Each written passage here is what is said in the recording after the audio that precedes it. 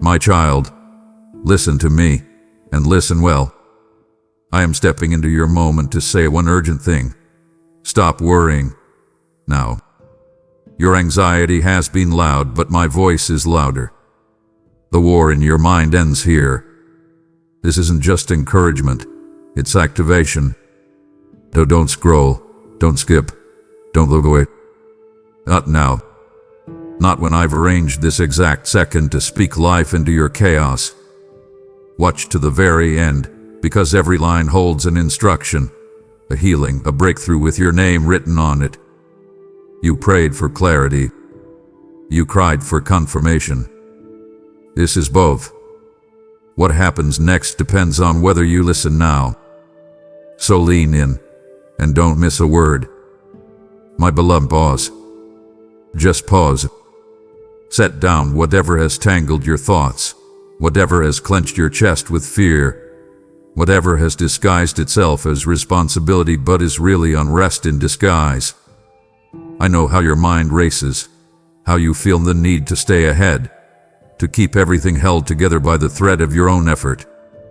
I see the way your heart scans every possible outcome, trying to outmaneuver disappointment before it even arrives. But I need you to know, right now, in this exact breath, this moment is not like the others. This isn't a casual minute in your busy day. It's not a coincidence. This is a holy interruption. This is heaven leaning low. This is me, the author of time, placing my finger on the rhythm of your life and saying, stop right here. I have something to say. You see, urgency in my voice isn't panic. It's precision. When I say stop worrying, I'm not dismissing your pain. I'm not minimizing your reality. I'm telling you the ground is shifting beneath your feet, and I don't want you walking into the next step with the wrong weight in your heart. This message is a divine intersection. I orchestrated this sacred collision between my voice and your weariness because I couldn't stand by and let your peace be drained another day by what was never yours to carry. You're not just casually scrolling. You're not just passing through. Your soul has been crying out for a moment where everything stops long enough for me to speak straight to the ache you've hidden beneath your to-do lists and obligations. And child, this is that moment. I don't need you to perform for me. I'm not watching your outer world. I'm gazing into the inner chambers of your spirit, where your true prayers live. You don't even have to say them out loud anymore. I've already memorized the rhythm of your unrest, the way you exhale when you think no one's listening, the way your thoughts spiral late at night when everything is quiet except the noise in your soul. You've been shouldering stress like it's sacred. You've worn worry like it's a badge of responsibility. But I never created you to be sustained by anxiety. I formed you to be carried by my presence. And right now, that presence is here, hovering over you like a healing wind, whispering into the deep that it's time to let go. Beloved, you have no idea what I've protected you from already. You don't see the battles that didn't reach your doorstep. You don't hear the accusations that I silenced before they could take root in your mind. You're so accustomed to feeling the weight of everything that you forgot the difference between conviction and pressure. But here's the truth. I'm not pressuring you. I'm pulling you back to peace. You've run yourself thin trying to manage life like you're alone in this. But you're not. I'm here. Right here.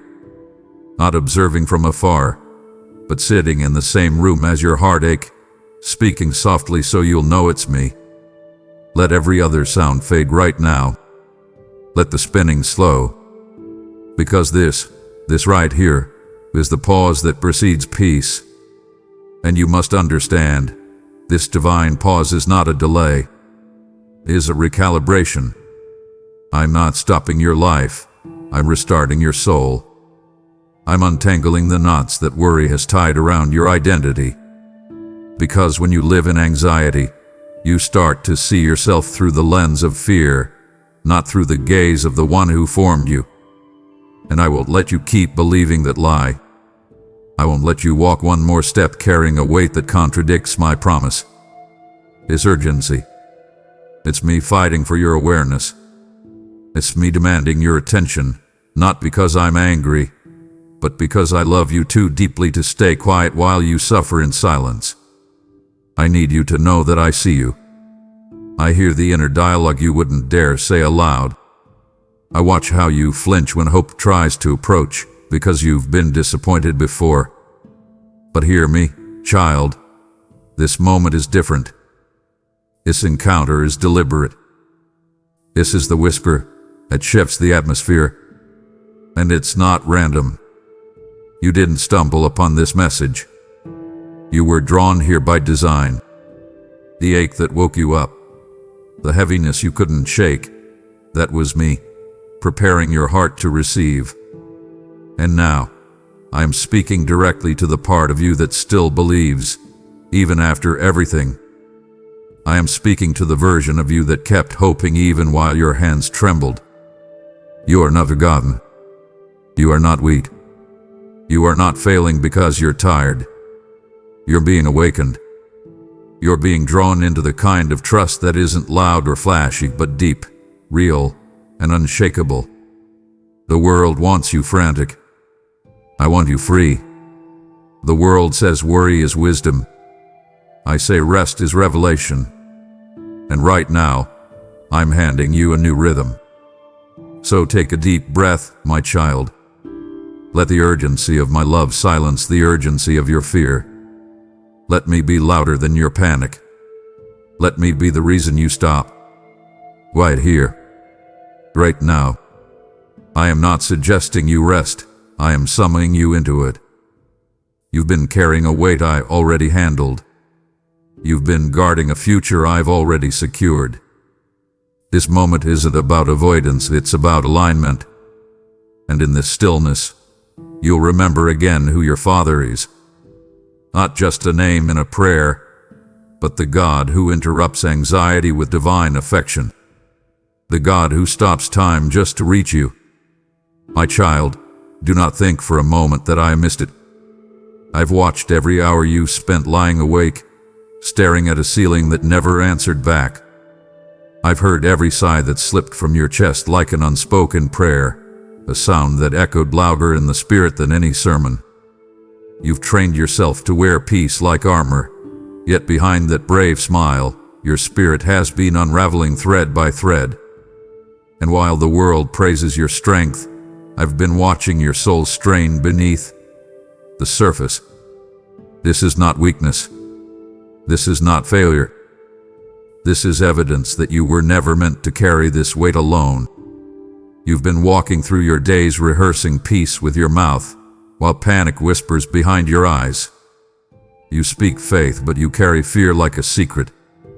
You wear hope like a borrowed garment, beautiful but ill-fitting, fragile, stitched together with spiritual exhaustion. And here's what I need you to hear. Beloved, peace was never meant to be your performance. It was meant to be your portion.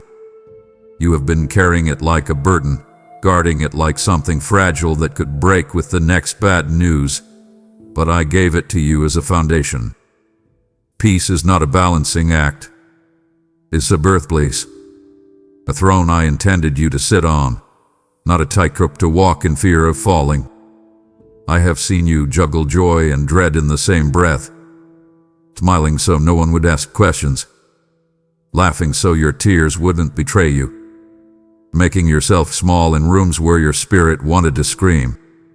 You told yourself this is what faith looks like, keeping it together, holding it in, pushing forward no matter what. But child, that's not faith. That's fatigue dressed as devotion. And I didn't call you to suffer silently under the guise of being strong. I called you to abide, to rest, to dwell under the shadow of my wings, not pace in the shadows of your worries. So let me say this again with divine clarity. I've seen it all. Every late night when you whispered, "God, where are you?" Every early morning when your breath felt shallow and your hope felt thinner than paper. I didn't look away. I leaned closer. I wept with you. I stood beside your bed when the tears came silently. I counted the beats of your heart when fear made them race. I recorded every moment you chose to believe anyway. And I am not just the God who watched. I am the God who waited. Waited for the exact second your heart could finally hear what I've been saying through every sigh. You are not carrying this alone. You never were. You see, worry warped your view. It made you believe that faith meant holding everything perfectly. But true faith is not about having no fear. It's about trusting me with it. It's about handing me your midnight breakdowns and trusting that I can build something holy from broken pieces. I don't need your mask. I want your mess. I want your trembling hands, your uncertain steps, your questions that haven't found answers yet. That's where I move. That's where I dwell. Not in the polished parts, but in the raw ache where you finally admit, God, I can't do this anymore. And child, that admission isn't failure. It's faith. It's the kind of surrender that silences every accusing voice and shakes the gates of hell. Because when you stop pretending and start depending, that's when peace truly reigns. Not a brittle peace that crumbles under pressure, but a peace that holds its ground like a lion, loud, sure, and immovable. That's the peace I'm offering you now. Not a placebo, but a promise. Not a whisper, but a weapon. I gave you peace not to test your ability to maintain it, but to remind you that I am maintaining you. That even when your grip slips, I do not. Even when your heart wavers, I remain the same. So let go, my child. Let the tears fall in my presence. Let the weight of peace fall on you, not from you. Let me rewrite the way you see stillness. It's not weakness. It's worship. When you rest, you declare, I trust the God who never sleeps. So rest now, beloved. Let my peace be your exhale. And remember, the sleepless nights did not disqualify you. They prepared you. Because when you finally find rest, it will be deeper than comfort. It will be confirmation that I was there all along, holding you, keeping you, waiting for your yes. And that yes doesn't have to be loud. It can be a whisper through tears, a breath between sobs. Just say yes, and I'll do the rest. Let's get one thing clear, my child. I'm not asking you to stop worrying because what you're facing is insignificant. I know it's not small. I know the storm is real.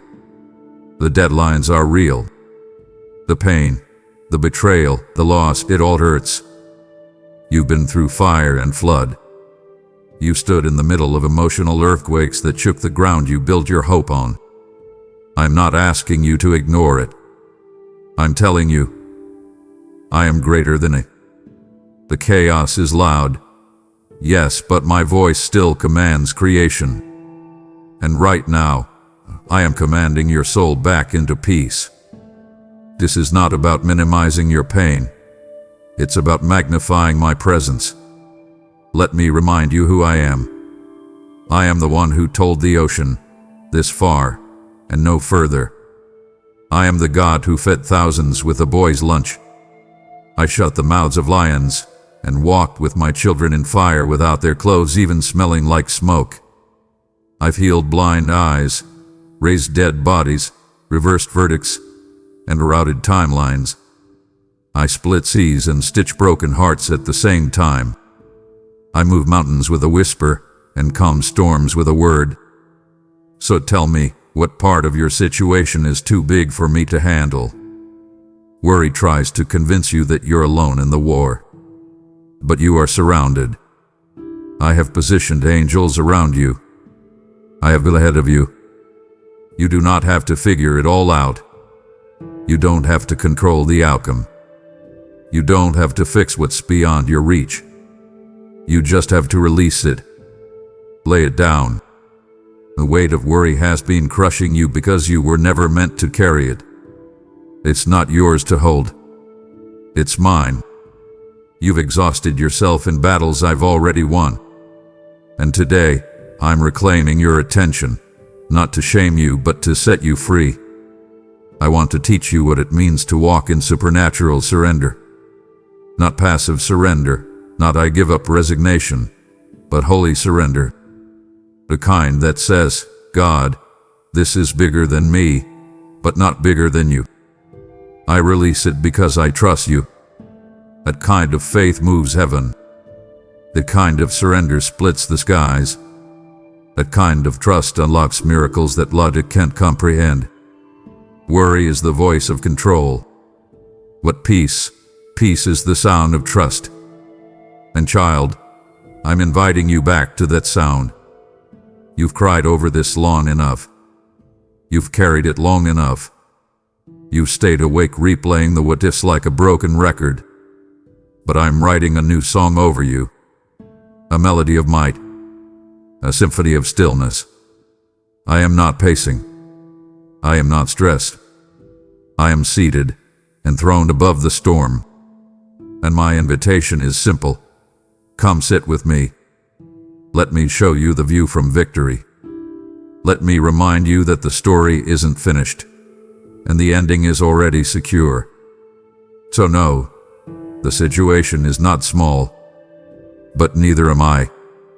I am El Shaddai, God Almighty. I am Jehovah Shalom, your peace. I am Jehovah Jireh, your provider. I am not only able, I am willing. I'm not just present, I'm active. I'm not just hearing you, I'm moving for you. And soon, you will see it. Not in vague feelings or wishful thinking, but in concrete, undeniable, heaven-sent proof. You may not know how. You may not know when. But here's what I want you to anchor to. I always show up. I never abandon. I always keep my word. That's why I'm saying urgently, stop worrying. Not because it doesn't matter, but because you matter more. You matter more than the outcome. You matter more than the plan. And I'm fighting for your heart, not just your situation. So let me win it again. Beloved, we need to untangle this confusion right now, not later. You've been interpreting my silence as if I've disappeared, withdrawn, or worse, forgotten you. But that could not be further from the truth. What you've called silence is actually sacred strategy. What you've named as absence is divine orchestration. I do some of my deepest work in the quiet. Heaven does not need thunder to begin moving. Often, I work in stillness, beneath the surface, behind the scenes, not because I am far, but because I am forming something too glorious for early exposure. You've looked for loud answers, flashing signs, visible motion. But my power doesn't require a spotlight. My miracles don't need megaphones. My hand is mighty in the unseen. And while you've been panicking in what felt like a vacuum, I've been laying foundations for fulfillment. Hear me. Just because you couldn't see it doesn't mean I wasn't in it. The womb is silent, but life is forming. The seed underground makes no noise, but transformation is happening. And the same is true of you. You thought delay meant denial, but what if delay was simply design? What if the wait was actually a woven timeline, laced with wisdom, not punishment?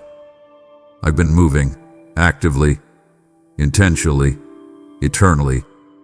You saw no movement and assumed no miracle. But I want you to know, every moment you thought was wasted was in fact weighted with purpose. I don't just fill time, I fulfill it. I don't just pass time, I prepare within it. And your story is not on pause, it's on pilgrimage. A holy journey not toward a vague future, but toward the precise manifestation I've promised. So release the lie that silence equals separation. It never has. It never will.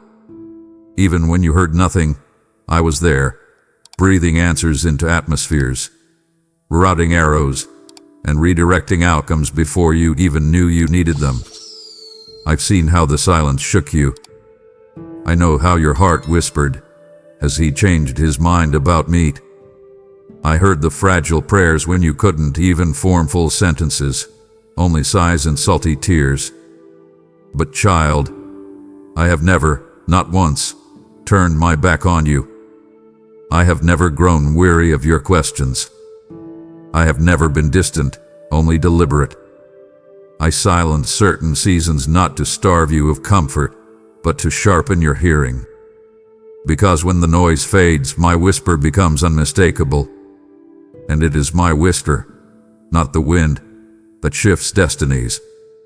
So let me speak directly to the ache. No, I have not denied you.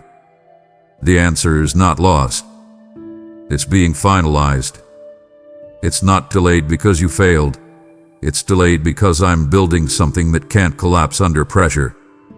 What I'm preparing for you isn't rushed. It's refined. Every promise I made still stands. Every word I spoke is still active. Heaven has not canceled your name from its scrolls. I'm not punishing you, I'm positioning you. And even now, my angels are on assignment. My timing is aligning, and your next chapter is closer than you realize. Don't confuse the stillness of this hour with stagnation. It's the calm before the cascade. It's the hush before heaven's thunder. So be still, not because there's nothing happening, but because so much is. Be still because the author is still writing. Be still because movement is taking place in the realm beyond sight. You may not see it, but you'll feel it soon. The shift, the acceleration, the collision of my promise with your perseverance. And when it happens, child, it won't be subtle. It will be saturated in the proof that I was present in every second you assumed I was silent. And you'll look back at this season and say, he was there. Even in the silence, he was working. Even in the delay, he was delivering. Look at me, child. Really look. Do you see worry on my face? You see panic in my throne room. The one who carved the oceans, who hung the galaxies, who numbers the stars and calls each one by name. Do you think I am biting my nails over your next step? No, never. Heaven is not pacing nervously. There are no emergency meetings in the courts of glory. There is no whiteboard in heaven scribbled with backup plans for what might go wrong.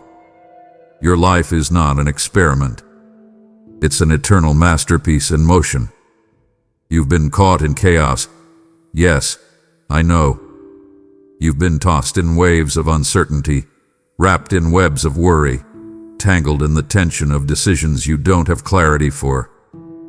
But let me tell you a truth that will unearth peace from the soil of anxiety. Your future is not floating. It is anchored. Anchored in grace. Anchored in truth.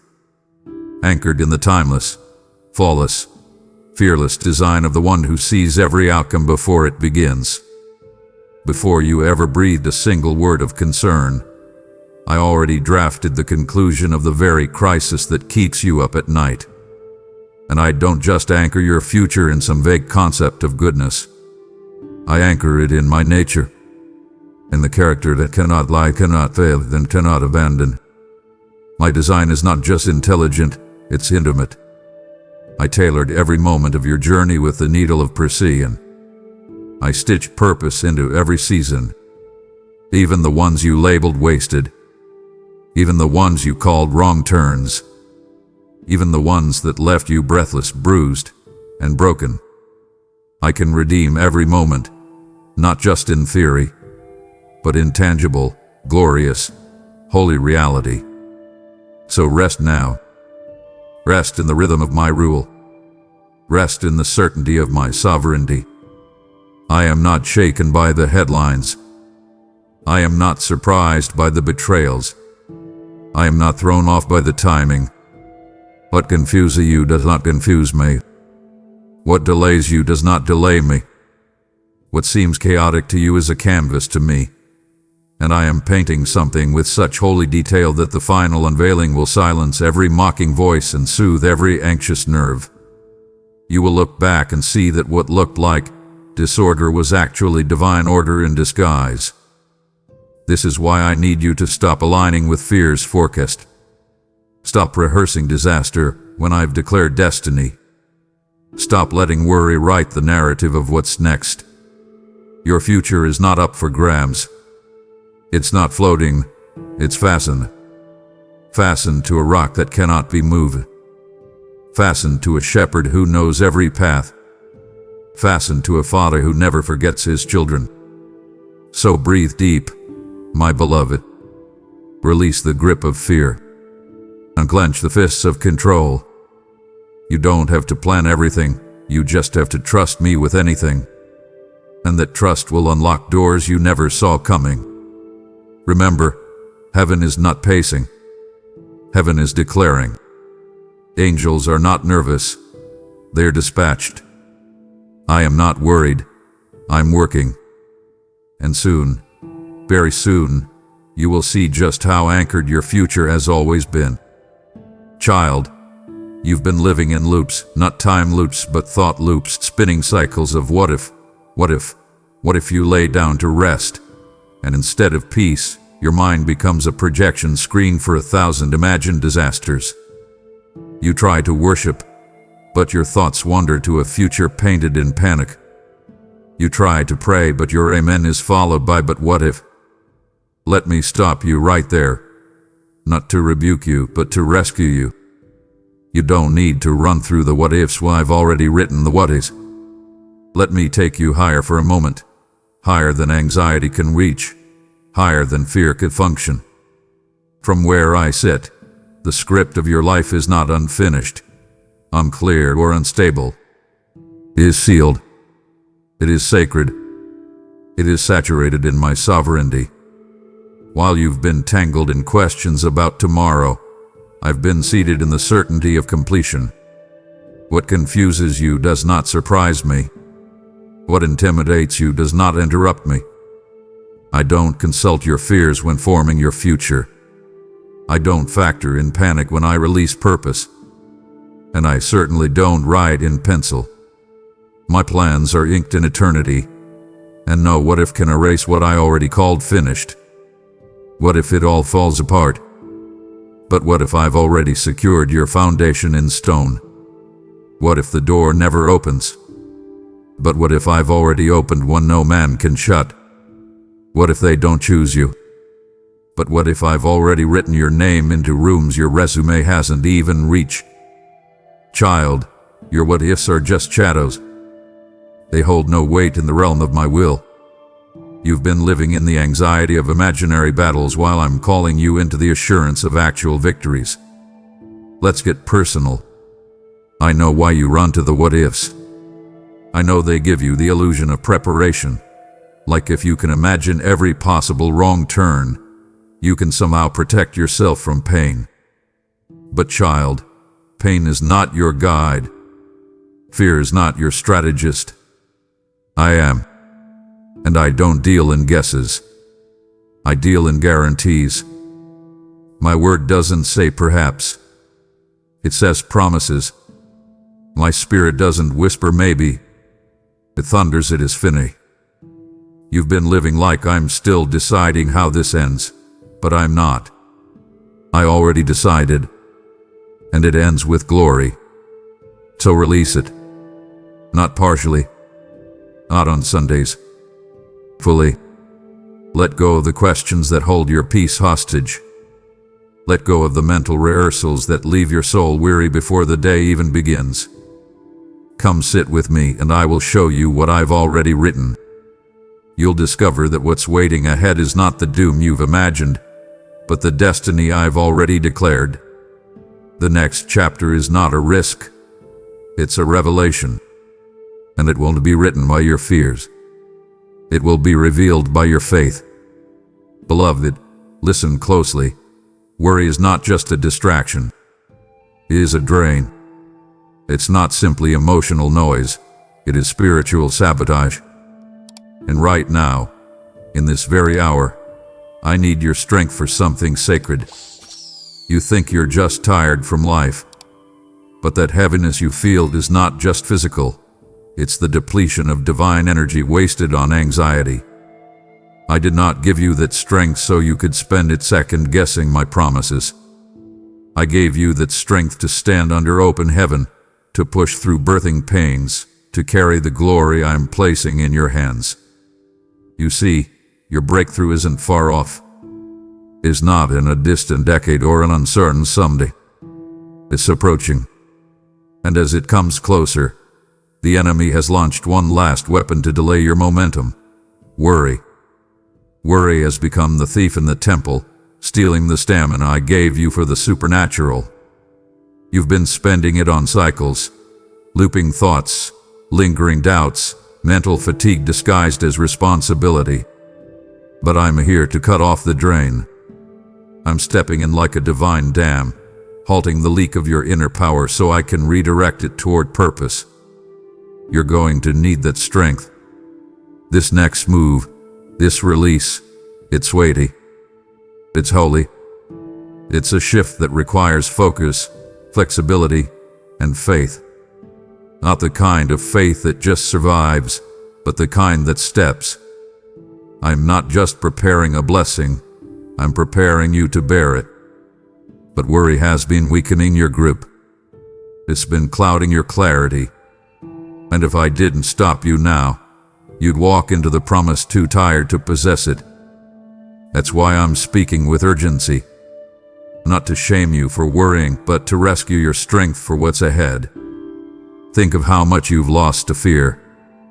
Think of the hours spent rehearsing outcomes that never even came. Think of the emotional exhaustion from living days ahead in your mind, only to return to the present depleted. Now hear me. It stops today. I am reclaiming your strength. I am reviving your spirit. I am resetting your mind to receive, not resist. This is not another comforting word. This is a divine recalibration, a holy abstraction. I am pulling worry out by the roots so that strength can rise again. And strength will rise, not the kind the world sees, but the kind heaven recognizes. The kind that prays when answers don't come. The kind that believes when evidence is absent. The kind that pushes through when emotions are hollow. That is the strength I placed in you. And now, I am breathing on it. Not just reviving what was drained, but multiplying it. Because you'll need more for what's coming. You'll need more for the doors opening, for the prayers being answered, for the sudden shifts about to break open. This is not the time to be tired from things that don't even belong to you. So stop worrying. Not because you're being punished, but because you're being prepared. The worry must die so that wonder can live again. The doubt must be drained so that destiny can take root. The anxiety must be arrested so that anointing can rise. I need your hands free, your mind clear, your spirit lifted. Not because the journey is over, but because the breakthrough is near. My child, I did not create you to wander through life with the weight of worry pressed against your chest like an unwanted garment. Worry is not your birthright. It is not the language of your bloodline. You have mistaken it for responsibility. You've worn it like a badge of concern, but I call it what it truly is, an imposter. A trespasser in the territory of your peace. A thief lurking in the garden of your soul. And I am not standing by to watch it steal from you any longer. Let me speak this clearly. Worry is not your portion. It was never set at your table. And I come from the kitchen of heaven. It is not on the menu of my presence. I serve peace, not panic. I pour wisdom, not weariness. I offer clarity, not confusion. And when you sit with me, truly sit, you'll begin to taste the truth of what I've been offering you all along. Not the leftovers of peace, but the first fruits of purpose. Not fragments of insight, but full plates of divine perspective. You have settled for scraps of serenity when I prepared a feast of wisdom. And here's the dangerous deception worry weaves. It makes you believe that anxiety is noble. That if you don't worry, you don't care. But worry is not compassion. It is not conviction. It is corrosion. It rots the mind. It erodes the voice of faith until it sounds like fear pretending to be holy. And I didn't call you to pretend. I called you to possess. Not a shallow confidence, but a deep knowing. Not fleeting optimism, but anchored truth. You are not meant to be tossed by the emotional waves of every what if. You are meant to stand in wisdom. My wisdom, a peace that surpasses all understanding because it flows from the one who understands all. You ask, but how do I know I'm hearing you and not just my own thoughts? Listen closely. My wisdom does not come clothed in chaos. My voice may come in a whisper, but it never comes in worry. I don't shout through panic, I sing through peace. And when my wisdom speaks, it may cut, but it never confuses. It may stretch, but it always settles. My wisdom will convict, but never condemn. My peace won't always make sense, but it will always make stillness. So if what you're hearing makes you anxious, frantic, or ashamed, pause. It's not me. Because I do not lead with pressure. I lead with presence. Child, you've been allowing worry to take a seat at your sacred table. And I'm telling you today, it's time to evict the uninvited guest. You don't owe it an explanation.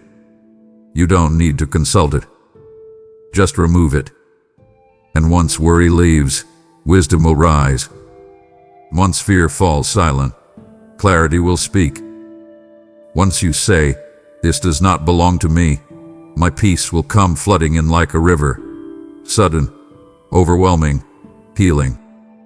This is your portion. Not anxiety, but assurance. Not second-guessing, but spiritual grounding.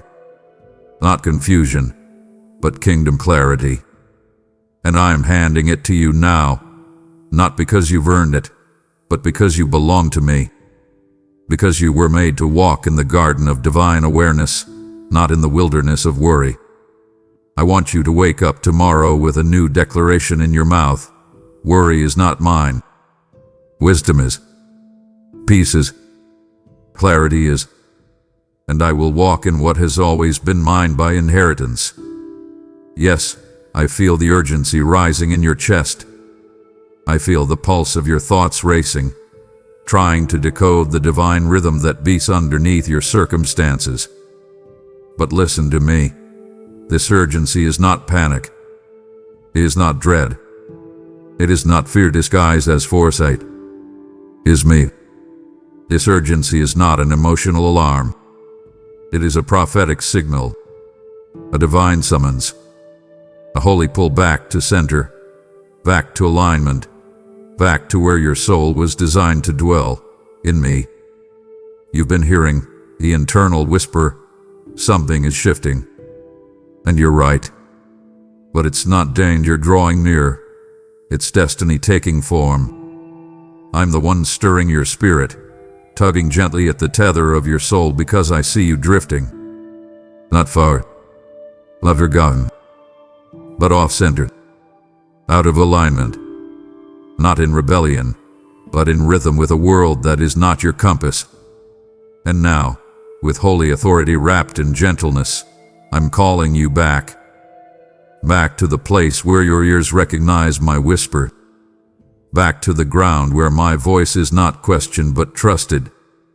This urgency is me saying, don't make this next move without me. It's me placing my hand on your shoulder as you start to lean into self-reliance again. It's me whispering, wait, lying. It's the quiet tug in your chest when you're tempted to react rather than respond. When you feel that divine dissonance in your spirit, that's not instability. That's intercession. That's me disrupting your comfort so I can deliver you into clarity. You don't need to run from that feeling. You need to lean in. That holy tension is proof that I'm pulling you higher. And child, here's the part you don't see. Alignment precedes acceleration. If I allowed you to move forward misaligned, the very breakthrough you're praying for would crush you. Not because you're weak, but because the weight of purpose requires posture. I'm not delaying you. I'm designing you to withstand what I'm about to place on your life. And that requires you to be seated in alignment. Aligned with my will. Aligned with my ways. Aligned with my whisper. So do not confuse the stirring with stress. This isn't pressure. It's precision. This isn't fear. It's focus. I'm not yelling to get your attention. I'm shifting the ground beneath your distractions so you notice me again. So you return to the secret place. So you recenter your soul on my heart, not your habits. This is not punishment. It's pursuit. I'm pulling you out of the fog so you can see with new eyes. So you don't miss what's next because you were looking for something familiar. Let this be your moment of realignment. Not next week. Not after the noise settles. Now. This is your divine chiropractic adjustment, a spiritual realigning of posture, perspective, and priority. And once you're aligned, watch how quickly things begin to move. What felt blocked will open. What felt stuck will shift. What felt delayed will accelerate. Not because the world changed, but because you did. And when it happens, you'll know it wasn't random. It was response. A holy response to a divine tug. The urgency you felt wasn't emotional noise. It was me, your father, pulling you close again, not with fear, but with fire. Not with demands, but with direction. Not with judgment, but with jealousy. I am jealous for your attention. Not because I'm insecure, but because I know what's waiting when you're aligned. So come back, child. You're not in trouble, you're being positioned. You're not off course, you're being recalibrated. The urgency you feel is heaven knocking, not to frighten you, but to focus you. And if you let me, if you surrender to the shift, I'll realign everything within you until your soul hums with the frequency of my voice again. Do you really believe, beloved, that I, the God who pulled you out of the pit, parted your path through pain, and breathed life back into your weary soul, would now, suddenly, halfway through your journey, change my mind about you? Do you really think I would lead you across deserts, through valleys, and over mountains only to drop you in the middle of confusion without compass or comfort? No, that is not who I am. That is not how I operate. That is not my way, and it has never been my name. Let me remind you of something sacred. I am the Alpha and the Omega, the author and the finisher. I do not begin something just to watch it unravel. I do not initiate transformation only to abandon it in transition. You are not stranded. You are still in process. You are not lost. You are on course, even when the road feels covered in fog. You are not outside of my hand. You are in the middle of my masterpiece. And if you could only see from my perspective, you would realize the same God who began this good work in you is still shaping it, still fueling it, still determined to complete it, with precision, with passion, with power. Child, uncertainty may have blurred your vision, but it hasn't moved my position. I am still seated, still sovereign, still sure. You may be trembling at the edge of the unknown, but I am not trembling with you. I am the rock that cannot be moved. I am the lighthouse that does not flicker. I am the father who never forgets his child mid-sentence. I don't leave stories half-written. I don't walk away in the middle of the chapter. I didn't bring you through every fire just to let you freeze in the shadow of doubt. This moment, this very one you're in, is not evidence of abandonment. It's evidence of alignment. You are being drawn deeper, stretched further, and positioned for more than you imagined.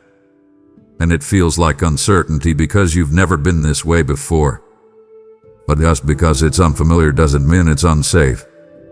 I am with you in it. Not behind you, not ahead of you, with you. Every breath, every step, every cry you dare not speak aloud.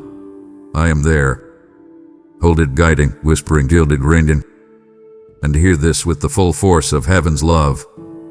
I didn't bring you this far to leave you in the dark. I didn't carry you through nights of heartbreak, disappointment, and grief just to let you wander now. I didn't send provision to you when you were at your lowest only to leave you guessing now that you've come higher. That's not my nature. That's not my fingerprint. When I begin, I finish. When I start, I complete. When I speak, I deliver. I am the finisher of your faith. So take my hand again. Look up. Breathe deep. Let the false voices of fear fall silent. And know this, you are not forgotten. You are not abandoned. You are not on your own. You are in the hands of the faithful one, and I never let go. Let me say this plainly, because I know the noise in your mind has been loud lately. You've been rehearsing disaster, while I've been orchestrating deliverance. You've been building mental blueprints for heartbreak, drawing floor plans for failure, as if imagining the worst could somehow protect you from it. But child, worry is not a shield. It is a snare. It traps your energy in imagined endings while I'm busy writing redemptive beginnings. You've become so accustomed to disappointment that your heart has started preparing for it preemptively. You brace yourself before you hope. You lower your expectations before you pray. You tell yourself, don't get excited, as if excitement invites pain. But I need you to hear me. I never asked you to guard yourself from goodness. That's not faith. That's fear disguised as wisdom. And it has no place in this next season. You are not being set up for failure. You are being set apart for fulfillment. Yes, the enemy has shown you runs of past pain, flashbacks of when you dared to believe and it didn't work out the way you planned. He plays them like a movie in your mind, trying to convince you that your future will be more of the same. But that script is counterfeit. It is fiction. I'm the true author, and the ending I've written is full of glory. You've been preparing for worst-case scenarios, and I've been preparing a best-case miracle. While your mind spirals into what could go wrong, heaven is humming with what's about to go right. Let me flip the script for you right now. While you've been asking, what if I fail? I've been preparing platforms you're about to stand on. While you've been afraid to get your hopes up, I've been arranging divine appointments, positioning people in rooms you haven't even entered yet. While you've been imagining loneliness, I've been gathering your tribe.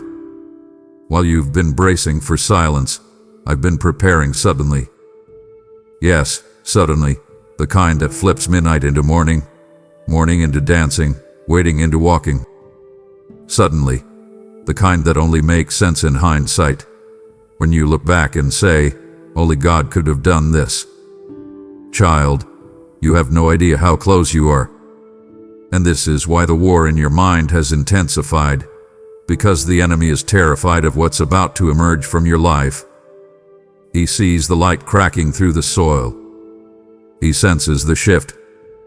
So he floods your imagination with dread, trying to disarm your faith before the breakthrough arrives.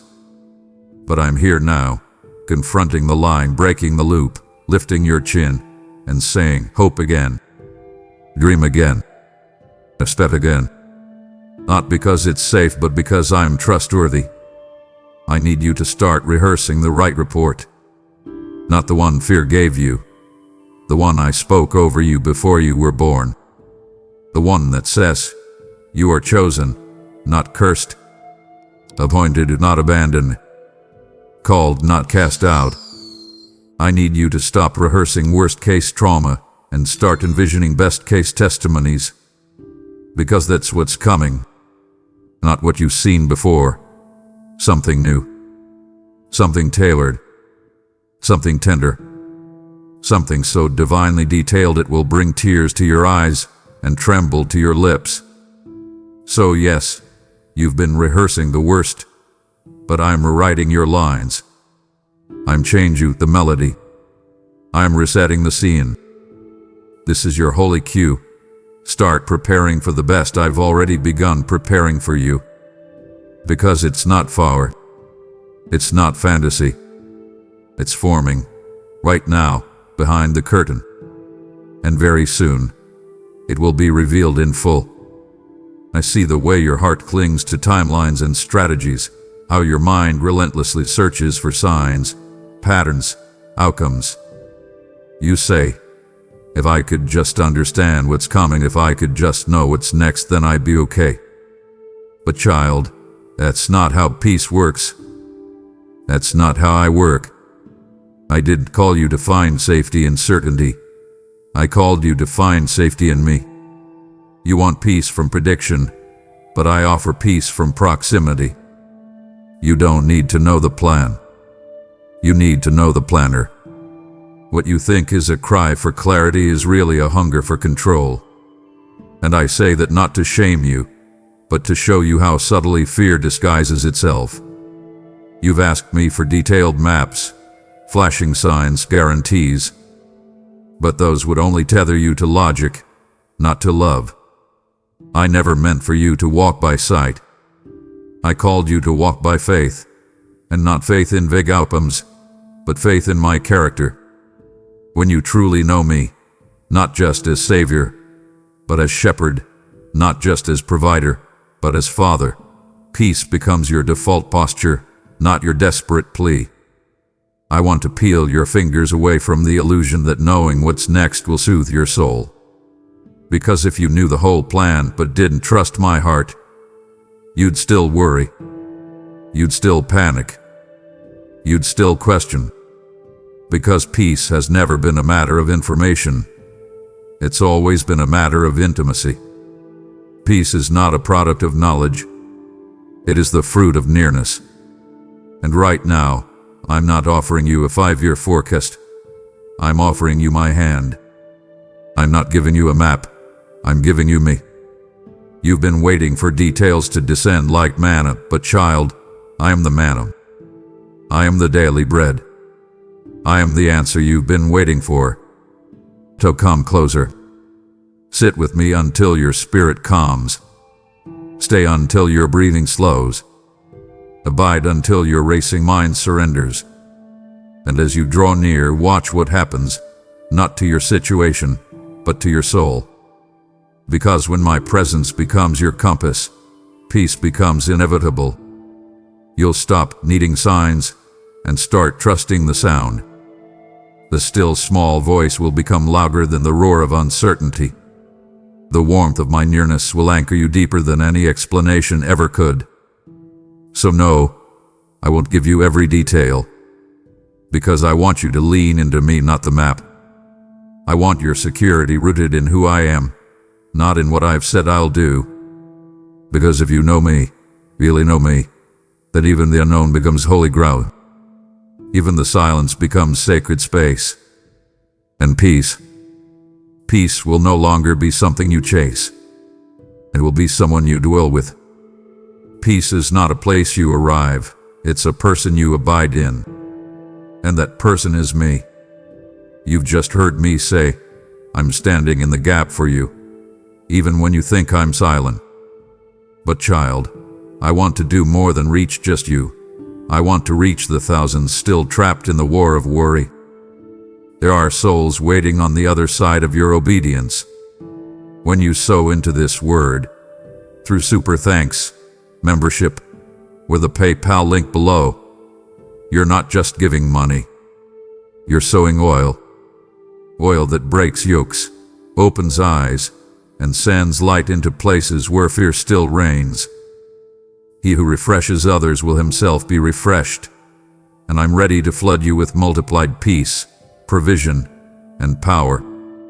I am the Lord of the harvest, and I bless those who sow in faith, not in fear.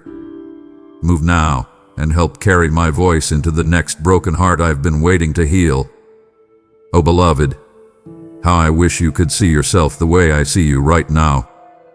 You feel the tightening, the stretching, the pressure pressing against your chest like unseen hands trying to crush you. And you've begun to ask, am I breaking? But I tell you with unwavering certainty, you are not breaking, you are birthing. This pressure isn't proof of your failure, it's the unmistakable signal of your expansion. Something inside you is growing, something heaven-breathed, something holy. And with it comes pressure, yes, but not to punish, to push. You are in the throes of spiritual labor. You've been walking through the contractions of destiny, and with every pang of uncertainty, every twinge of overwhelm, your capacity is increasing. Don't mistake the stretching for collapse. Don't confuse the squeeze for suffocation. I am not shrinking you, I'm shaping you. I'm making room in your spirit for more. More influence. More authority. More revelation. More glory. And that expansion often feels like pressure before it feels like power. You've been measuring yourself by comfort. But growth rarely feels like ease. It feels like friction. The pressure is pulling apart what can no longer stay. The shell of your former season is cracking, not because you failed, but because you no longer fit inside it. You've outgrown the mindset that once sustained you. You've matured beyond the limitations that once defined you. And now, as you push into this next realm, the pressure is proof that the old is passing away and the new is demanding to be born. And child, I know it feels like too much. I see the tears you don't want to admit are falling. I feel the heaviness you try to carry without speaking. But let me whisper this to the very core of your being. You are not alone in the labor room. I am right here, coaching your spirit through the push. I am speaking life to what's growing inside you. I am guarding what's forming, guiding what's shifting, holding you through every contraction of change. The pressure is not a prison. It is a portal. You're not suffocating, you're surfacing. You're not failing, you're forming. And very soon, what's been pressing against you will be the very thing that propels you forward. The pressure is not the enemy. It is the evidence that you are being entrusted with more. And I do not waste pain. I do not send pressure without purpose. And I do not stretch what I do not intend to fill. This is not the end. This is not collapse. This is not failure. This is expansion. So breathe, my child. Breathe through the pressure. Breathe through the stretching. I'm not asking you to be strong. I'm asking you to trust. Because what's coming is worth the wait. And what's forming will make sense after the pressure releases. Until then, let me carry you through it. I promise, I'm not letting go. I see your hands, weary and trembling, reaching for levers that were never meant to be touched by mortal fingers. You keep adjusting the pieces of your life like you're trying to solve some eternal puzzle on your own. You tweak, you maneuver, you strategize. Not because you don't love me, but because fear has whispered that if you stop working, everything will fall apart. But child, hear me now. You are working on what I am already finishing. You're trying to fix what I have already framed. You are interfering with the intervention I sent from heaven, and it's time to let go. You are not the author of this chapter, I am. You are not the master builder. I am. And what I'm doing in your life right now is not a team effort. This is not a joint project. This is a sovereign move. I didn't ask for your adjustments. I asked for your agreement. And somewhere along the way, you confused faith with control. You thought obedience meant obsessing over outcomes. But child, your job was never to fix the flow. Your job was to trust the one who makes rivers in the desert and highways in the wilderness. And right now I'm asking you, no, I'm commanding you, step aside. You've been meddling with miracles, restructuring what I've been restoring, adding edits to a story that I've already finished writing. And the more you try to help me, the more you delay what I'm trying to hand you. You call it responsibility, but I call it resistance. Because my power doesn't need your performance, it requires your permission. I can't complete what you will release. I can't bless what you keep bending. I can't elevate what you keep anchoring to your own logic. You've been begging me to move, and I've been waiting for you to move out of the way. Not out of rebellion, but out of reflex. You've learned to survive by doing. But this season requires something more dangerous: stillness. Trust that trembles but obeys. Surrender that weeps but lets go. And I know it feels like losing. I know it feels like stepping backward. But beloved, this is not regression. It's resurrection. I can only raise what dies in your hands. I can only pour in where you finally stop patching the leaks. I can only overflow what's no longer clogged by your constant fixing. So stop. Yes, stop. Not because you're lazy, but because you're loved. Stop because the God of angel armies is on the move. Stop because I am mid-miracle and you keep reaching in with worried hands. Lay your tools down. Turn off your theories. Step away from the blueprints. Let me finish what I started. And when I do, when I unveil what's been forming in the invisible, you'll see it with tear-streaked eyes and trembling lips. You'll say, "This was never about my effort. This was about His excellence." And you'll fall in awe at the altar of divine intervention, where the only thing you had to offer was your yes. And child, that yes will echo through generations. I know how deeply you've longed for answers, the kind that tie all the loose ends into a clean, logical bow. You've prayed with honest tears, "God, just show me why. Just tell me how. Just let me see when." And while others only see your smile, I've seen the behind-the-scenes ache, the sleepless analyzing, the emotional math, trying to make the pain add up to something, trying to decode the suffering into purpose. But hear me, child. I'm not asking you to understand it. I'm asking you to trust me through it.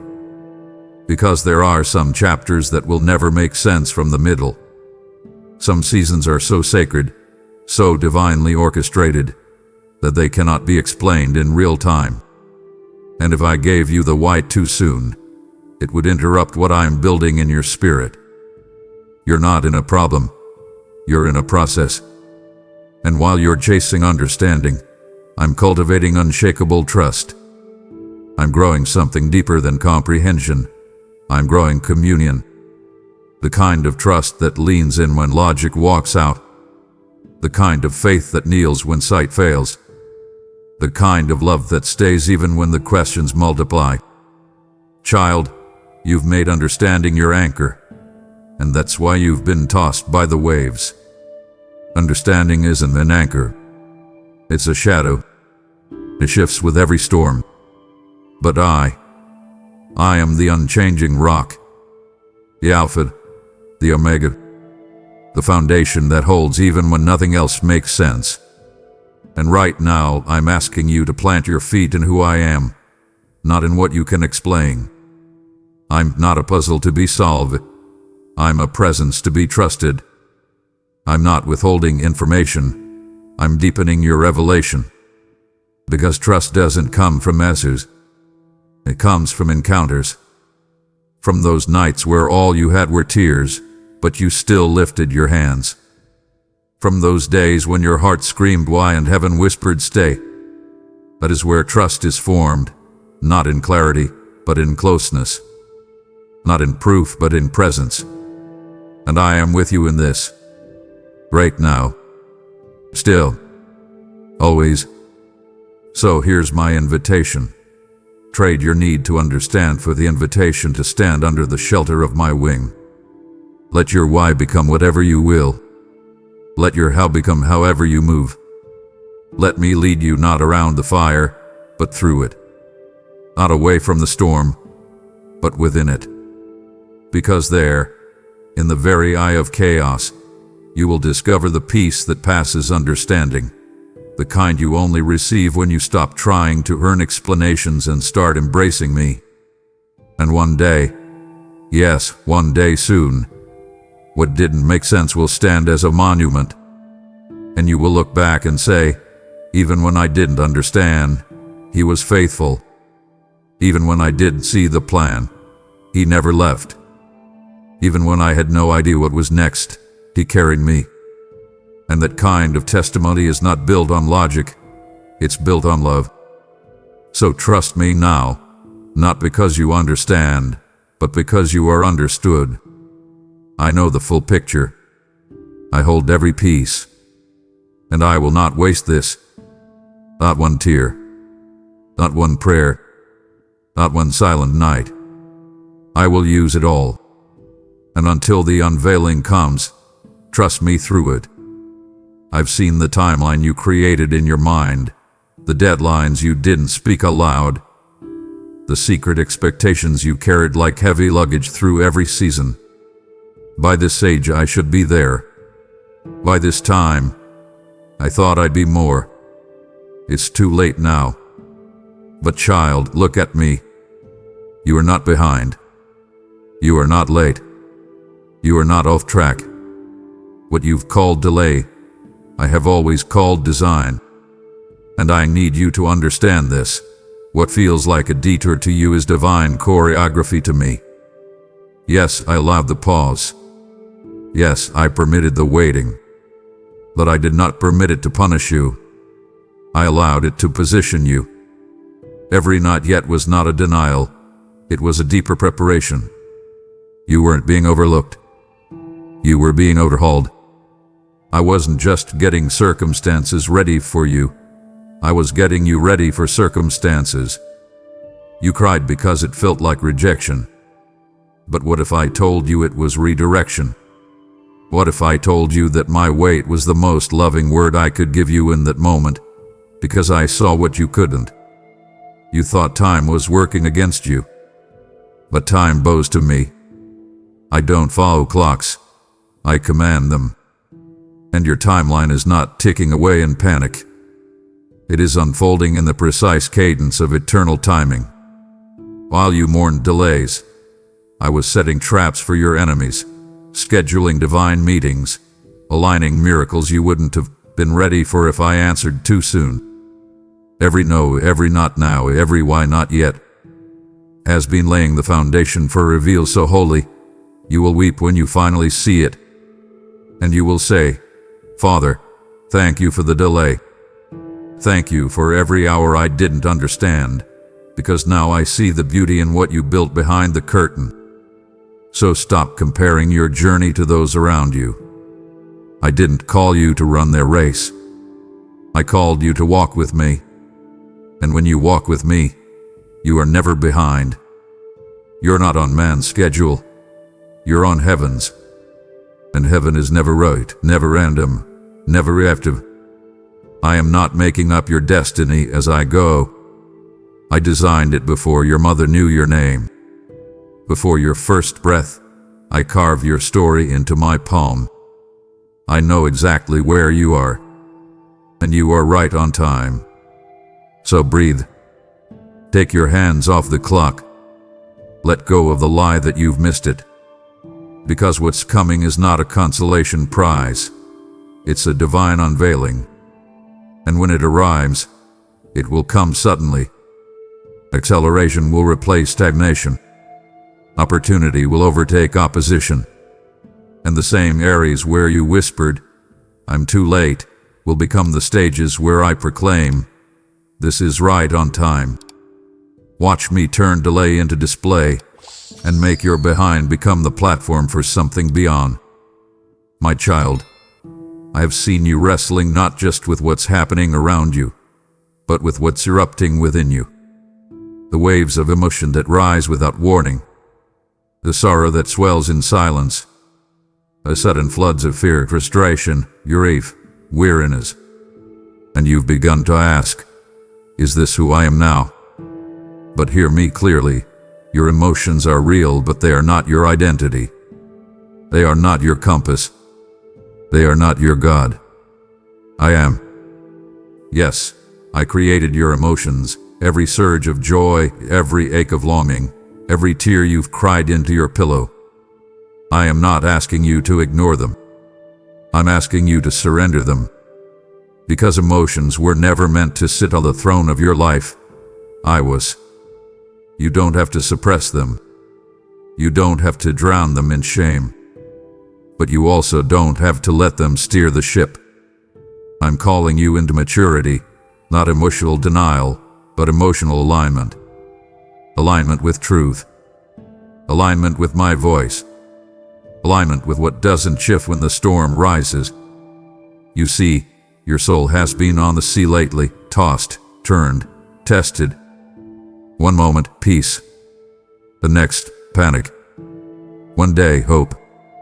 The next, despair. But child, the storm is not the problem. It's your anchor. Your anchor has been tangled in unstable things, opinions, expectations, past disappointments, inner narratives that were never based on truth.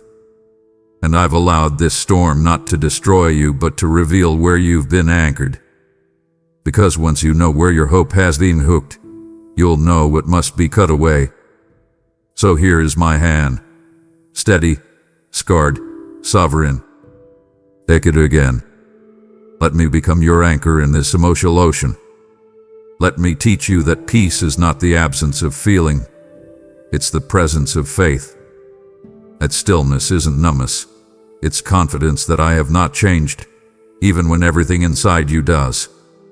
Let me show you how to stand while trembling, how to speak truth while tears fall, how to worship while questions remain. That is the strength of sons and daughters. That is the glory of the ones who walk with me. Not that they never feel, but that they feel and still follow. This isn't about perfection, it's about permission. Will you let me speak louder than the storm? Will you let my word hold more weight than your emotions? Will you let your feelings come, but refuse to let them lead? Because, child, you were made for more than survival. You were made to soar. And I will teach you, not with shame, but with spirit. Not with force, but with freedom. How to rise above what once drowned you. How to breathe again, think again, believe again, from the seat of heavenly perspective. Your emotions are not your master. I am. And when you let me take the wheel again, the waters will obey, the winds will submit, and your soul will find a rhythm again, not of reaction, but of resurrection. Yes, I've seen it.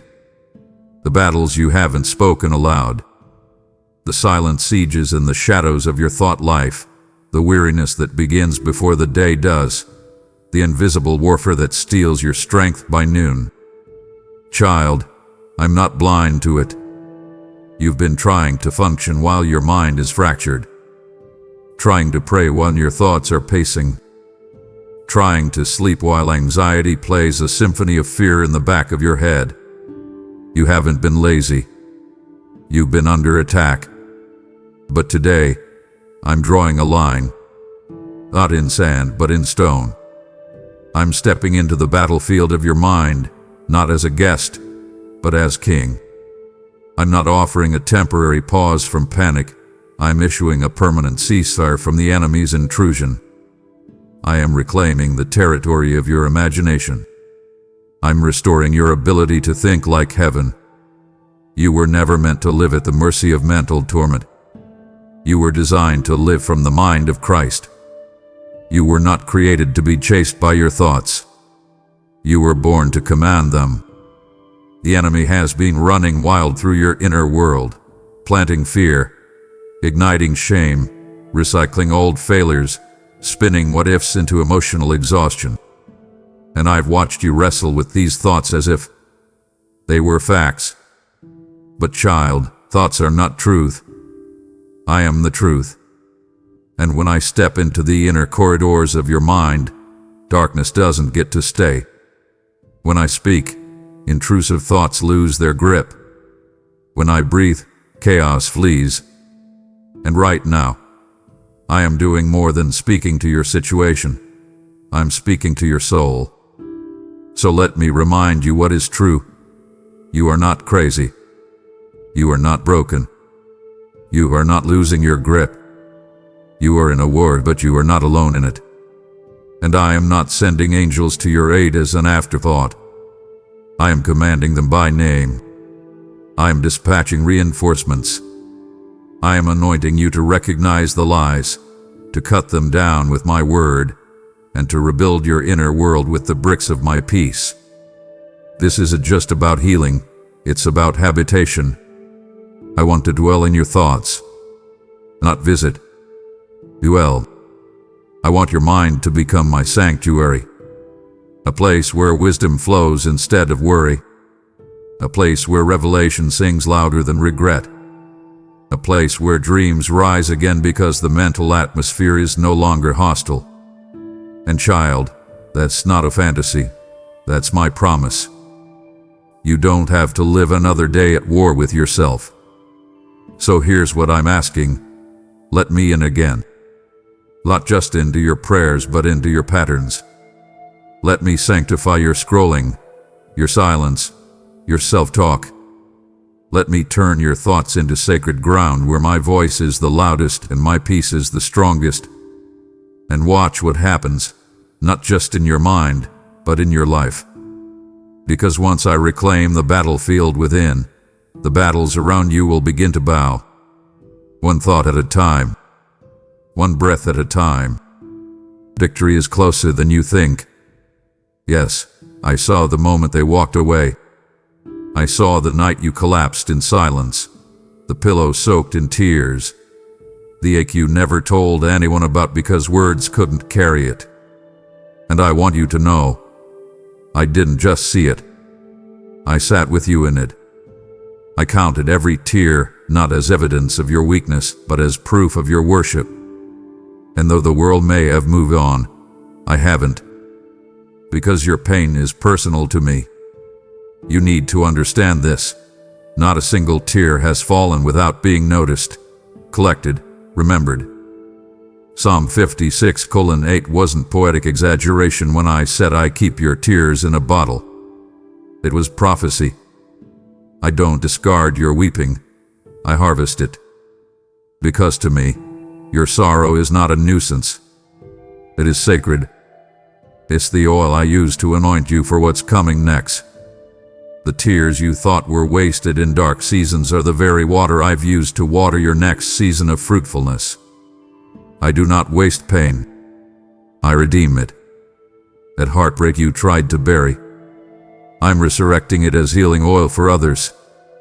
That season of loneliness you barely survived, I'm turning it into language for the lost.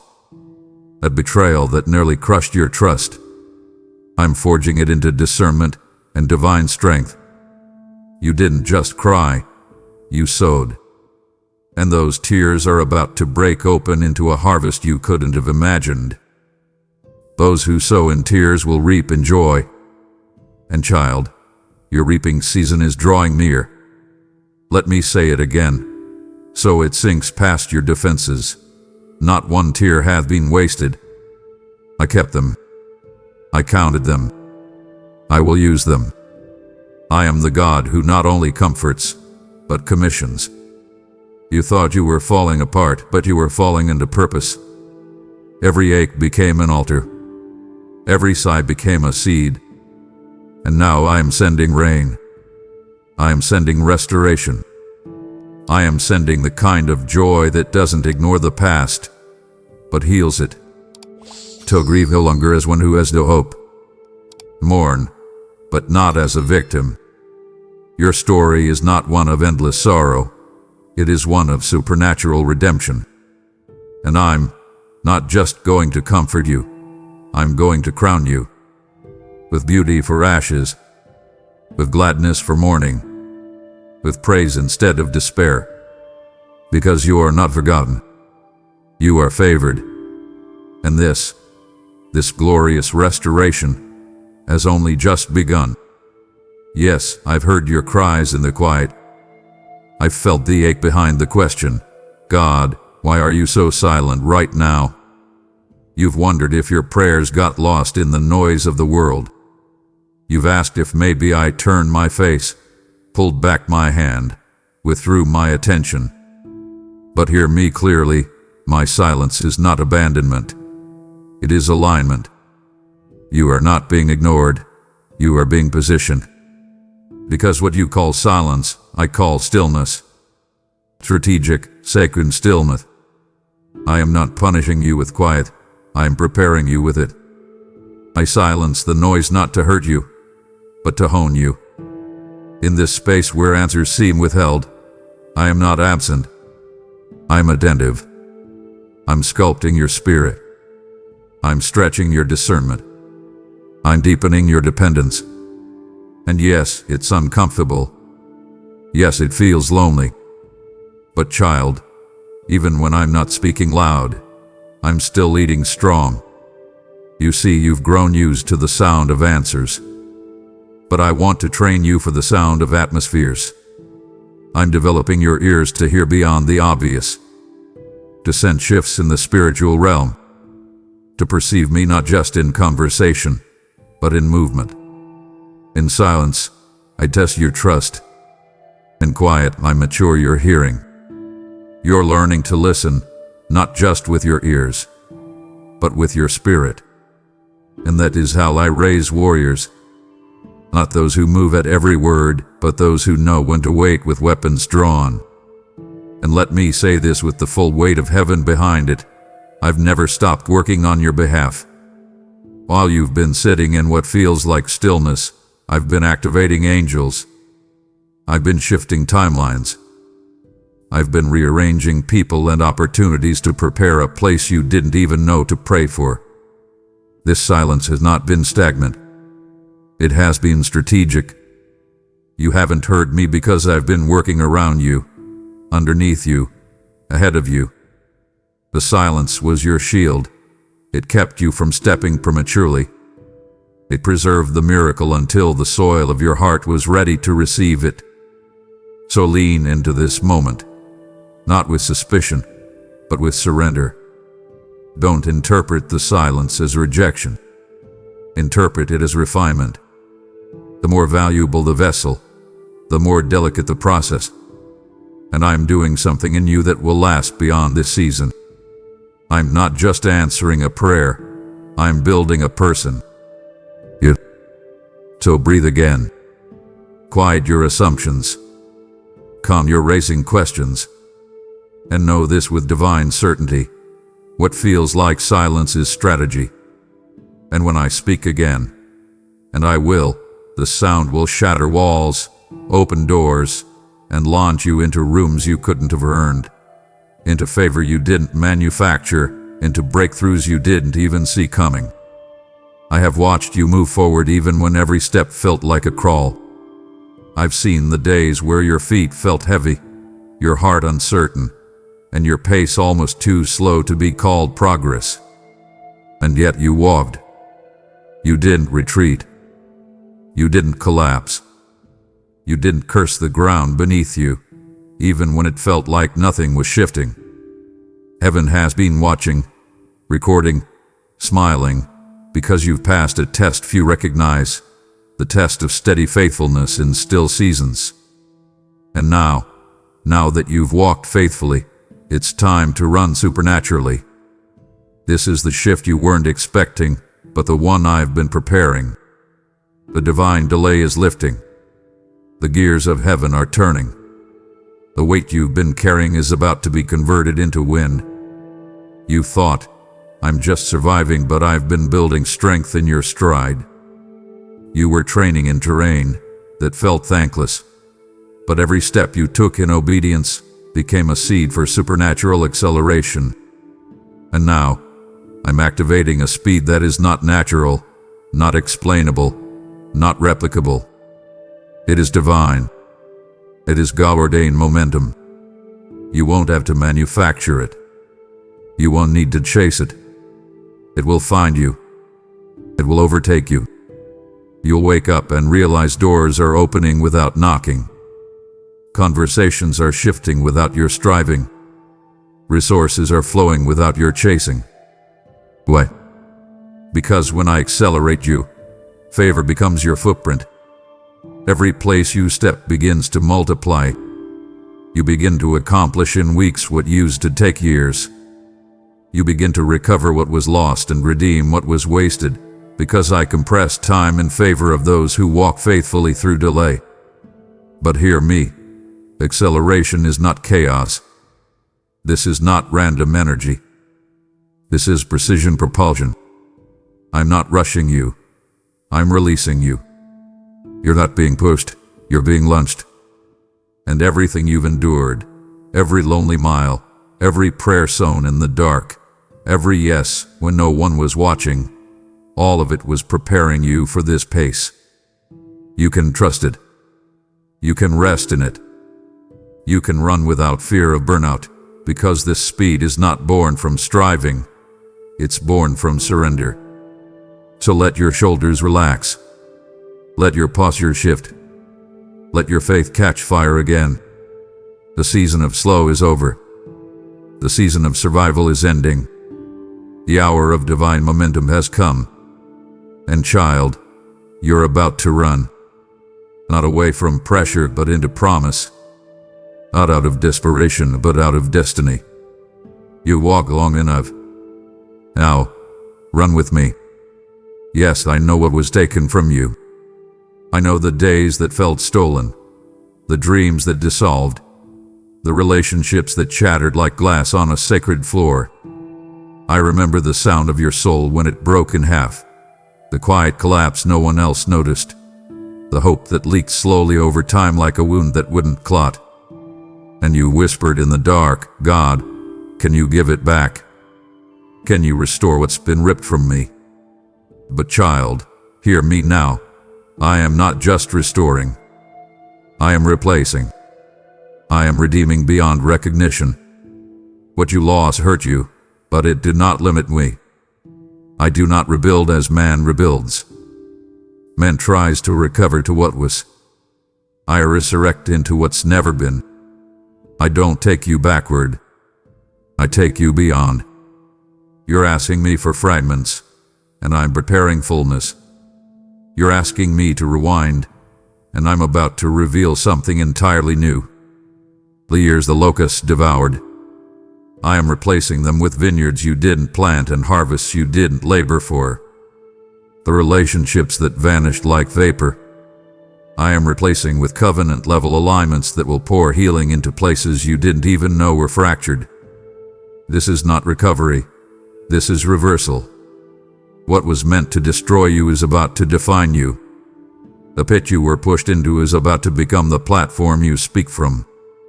The shame that stalked you is about to become your testimony's spotlight. I'm not handing you back the same version of what was lost.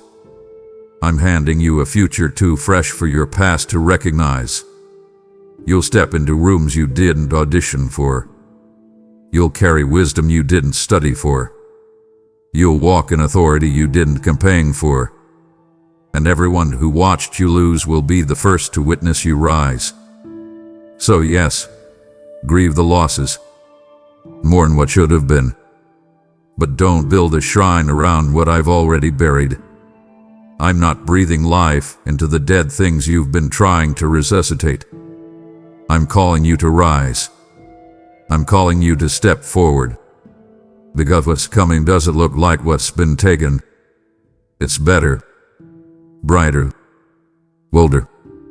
And when you hold it in your hands, you'll understand. This could have never come if the old hadn't been removed. So let go of the timeline you thought was ruined. Release the image of what you assumed your future would look like. And make room for this revelation. I'm not just restoring what was lost. I'm replacing it with what's never been seen. And child, what's coming will not just bless you. It will undo the lie that anything was ever wasted. You've just heard me say, I'm not just restoring what was lost. I'm replacing it with what's never been seen. And child, that same miracle is what I want to pour through this message, into every life still waiting to hear it. If this word stirred your spirit, don't keep it sealed. Your giving is not charity, it's prophecy. When you give through super thanks, membership, or PayPal, you're sending manna into the wilderness, lighting torches in midnight valleys. I said in my word, give, and it shall be given unto you. Pressed down, shaken together, running over. I don't bless reluctantly. I bless radically. So don't wait for later. So now. Sow into what just healed you, and I will make you a healing well for others. Yes, I saw the moment you said in your heart, maybe this is it. The quiet resignation, the slow folding of dreams, the inner whisper that said, I guess this is how my story settles, not with a miracle, but with a slow fade. But child, do not mistake a pause for a period. What you called an ending, I call it turning. And I did not bring you this far to close the book. I brought you here to flip the page. This is not where your story collapses. This is where it cracks open into something even you weren't expecting. You thought you'd seen my best, but you've only witnessed the introduction, the opening chords, the faint outline of a masterpiece that's still being painted. Yes, you've walked through disappointment, but that valley was never your destination. It was your development. It was me, chiseling away false identities, burning away pride, carving out deeper wells in your spirit for what's coming next. You thought it was over, but child, I've only just begun. Do you know who I am? I'm not the God of halfway miracles. I don't start unless I plan to finish. I don't move unless I intend to manifest. And I don't raise people halfway. When I called Lazarus from the tomb, I didn't leave him half alive. I brought him fully into life. And that's what I'm doing for you. This is the chapter where what's been hidden gets unveiled. Where the prayers you thought heaven forgot come alive. Where the tears you cried in secret become songs of breakthrough. This is not your ending. This is your emergence. I know you're tired. I know the silence has stretched long. But this is where the divine plot twist unfolds. And when I move, it won't be subtle. It won't be small. It will be sudden. And everyone who counted you out, even the voices inside your own head, will have to confess, surely the hand of God was on them. This is not recovery. It's not repetition. This is resurrection. This is your unveiling. The kind that only heaven could script. The kind that reveals not what was, but who you really are, called, chosen, and covered. So rise again, not in your strength but in mine. Stand up, not because you have all the answers, but because you finally know who your anchor is. Lift your head, wipe your eyes, and dare to believe again. Because the curtain is lifting. The tomb is open. The darkness is breaking. And this is not the end. It is the beginning. Yes, I've watched you survive. I've seen you move through days like you're walking underwater, slow, heavy, suffocated by invisible weights. You smiled in public, but shrank in private. You kept the appointments, paid the bills, answered the calls, but inside, something was shutting down. You were alive but barely, awake but numb, breathing but breaking. And I say this with compassion in my voice and fire in my eyes. That season is over. The wilderness of mere survival ends today. I am not just reviving you. I am awakening you. Because you weren't made to just survive this life. You were made to live it. Not halfway. Not in hesitation. Not in quiet corners where you hide your dreams behind your scars. I created you to live with power, purpose, and passion. I designed you to walk with boldness, not bondage. To laugh without fear of the future. To speak without rehearsing your worth. To dance like joy was your default setting. And I haven't forgotten that. Even if you have. I remember who I made when I formed you in the secret place. I still see the fire I put in your bones. So now, I'm calling you out of the cave of self-preservation, out of the cell of smallness, out of the grave of fear, fatigue, and false identity. I'm calling you into abundant life, the kind that overflows, spills, multiplies, stuns. But hear me, you won't step into this life by accident. You'll have to choose it. Choose to believe you're still worthy of joy. Choose to believe you're still destined for greatness. Choose to believe the enemy didn't succeed, because if he had, you wouldn't be reading this now. You're still here. And that means you're still dangerous. I know the trauma tried to teach you that staying small was safer. I know the heartbreak made you hesitant to hope. But you are not a cautionary tale, you are a consecrated one. I didn't preserve you through the storm so you could shrink in the sunlight. I carried you here to unleash you.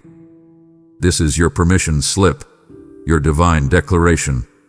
It's time to live again. Eat the fruit of joy. Speak the language of hope. Wear boldness like a crown. Move like heaven is behind you, because it is. And when people ask, what changed? You'll say, I stopped surviving.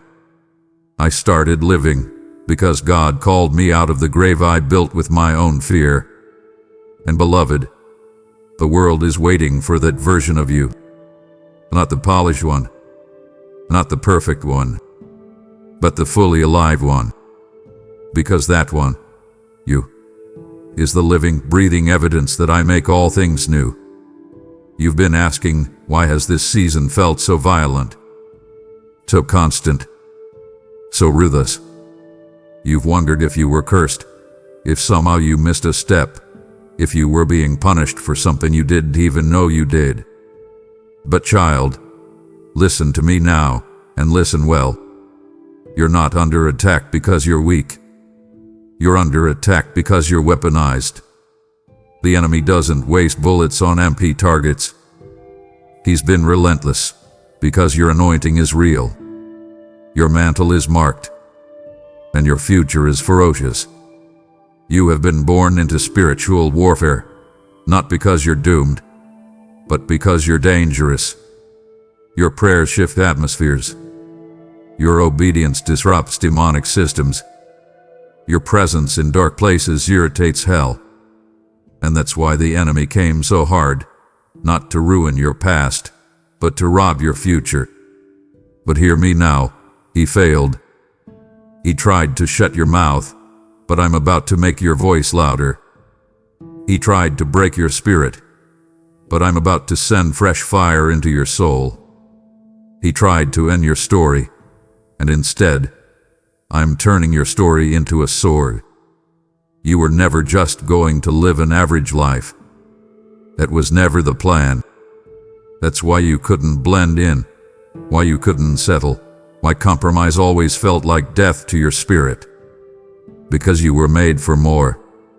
You carry a mantle that others can't see, but all of hell does. That's why the fight has felt unfair. That's why it's been layered, Not just mental, but emotional, relational, spiritual. Because your life is layered in glory. Because I've put multiple assignments inside you. And now, the shaking you felt, it's not your destruction. It's your activation. So don't give up now. Don't lay down your sword. Don't step back when I'm calling you to step up.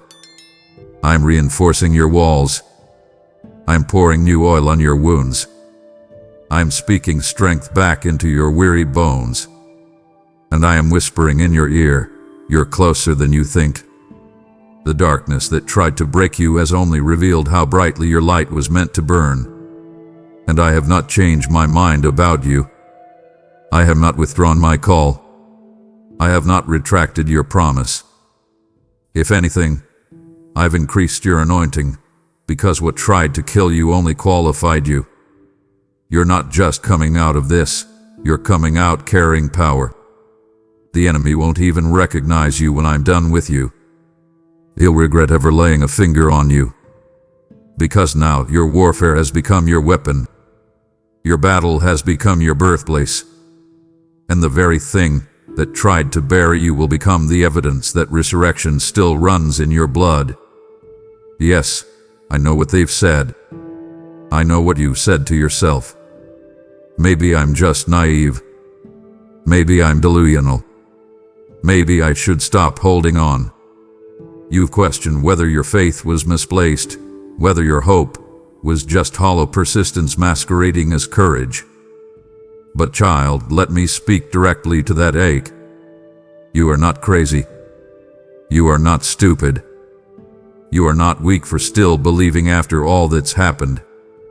You are dangerous because you carry the kind of hope that hell can't explain. You didn't choose to believe because everything looked right. You chose to believe when nothing made sense. You didn't cling to hope because you were guaranteed the outcome. You clung because something in your spirit knew. My word is still alive. My promise is still true. My power is still in motion. And even when the delay became deafening, even when silence settled like fog, you dared to keep believing. That kind of faith moves angels. That kind of hope shakes foundations. That kind of resilience is holy. And I want you to hear this clearly. I'm going to reward it. I'm not passive about your faith. I'm not ignoring your endurance. Every time you said, "Still I believe," the heavens marked it. Every time you whispered, "I still trust you," through clenched teeth and tired eyes, I recorded it. Every yes in the dark became seed in my hand. And child, the rain is coming. The reward is coming. The reckoning is coming. Not because you were perfect, but because you were persistent. Not because you never doubted, but because you didn't let the doubt drown you. Others quit too soon. Others walked away when it got confusing. But you stayed. You stood. And I'm going to prove to you that not a second of your waiting was wasted. When I open the floodgates, and I will, it won't just be compensation. It will be confirmation. You will see why the enemy fought you so violently. Why the attacks came in waves. Why the temptation to give up increased as the promise drew closer. Because what I'm about to release will not only bless you, it will validate every tear, every prayer, every midnight battle. So stand tall, child. Shake off the shame of lingering faith. Refuse to apologize for still hoping. That's not weakness, that's worship. And your hope is a weapon the enemy hates, because it means you've refused to bow to reality. You've decided to believe my reality instead. And for that, I am opening doors that no man can shut.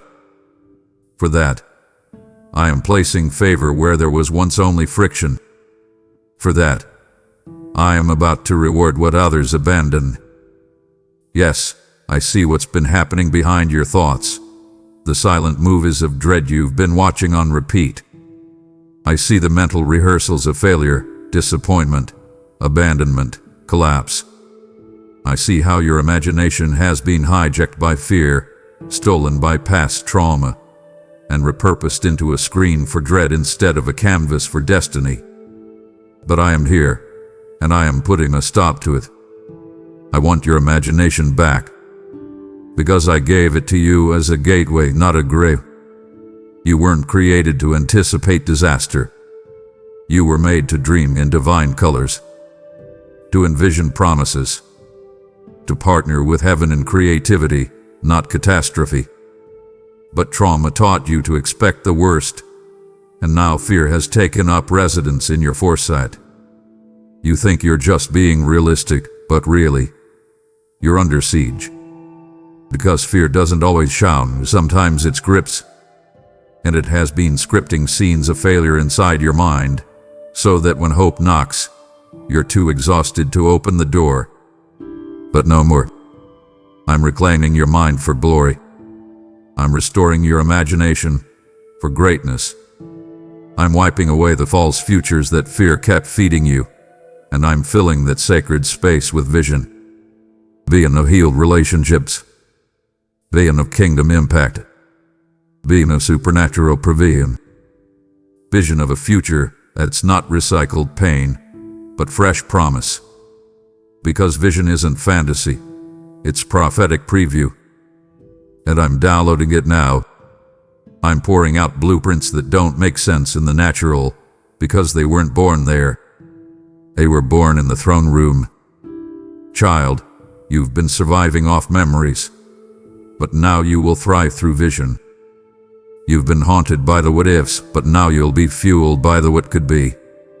And no longer will fear edit your expectations.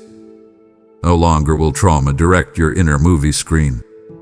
I'm putting my dreams into your mind. I'm giving you mental pictures so vivid, you'll wake up weeping, not from nightmares, but from knowing I'm near, I'm real, and I'm still writing your story. So cast down the false futures. Lay down the counterfeit endings. Stop rehearsing disaster. Start rehearsing destiny. Because I didn't give you an imagination to torture you. I gave it to you to prepare you. And child, what I'm about to show you will feel too big, too bright, too beautiful. But that's the point. You weren't meant to create your future alone.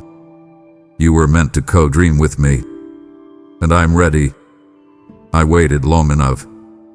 I want your imagination back, so I can flood it with vision that will change everything. I know how long you've been living with the pieces, carrying brokenness like it's normal, showing up for responsibilities while silently bleeding inside. You've mastered the art of moving forward with a limp. You've learned to smile through splinters, to carry purpose through pain, to pretend I'm fine when really you're just functioning in fragments. But child, hear me. I didn't create you to live fragmented.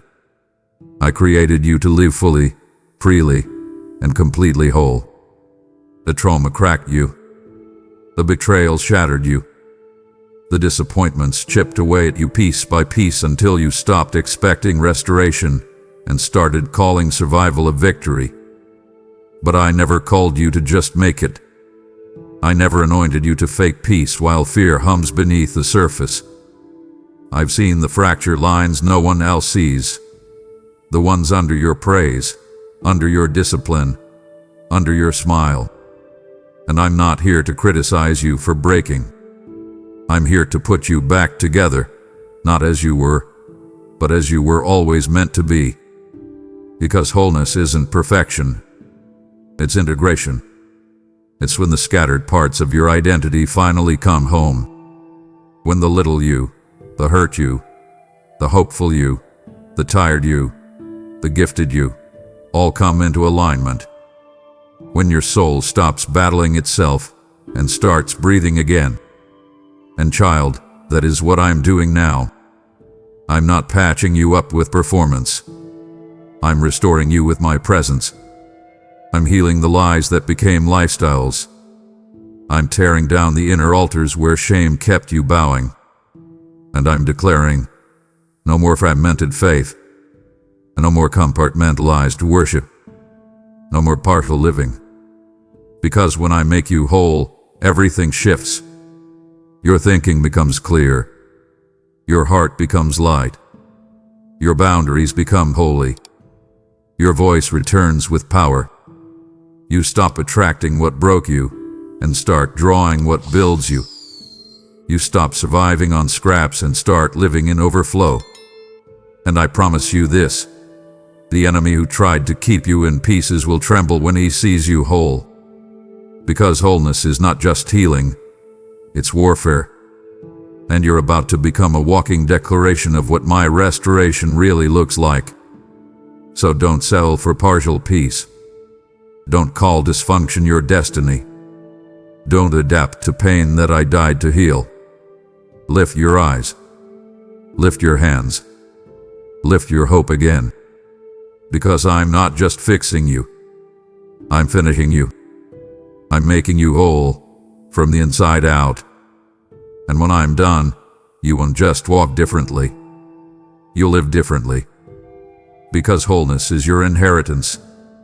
And I will not stop until you walk in it fully. Yes, I heard the cry. God, make it stop.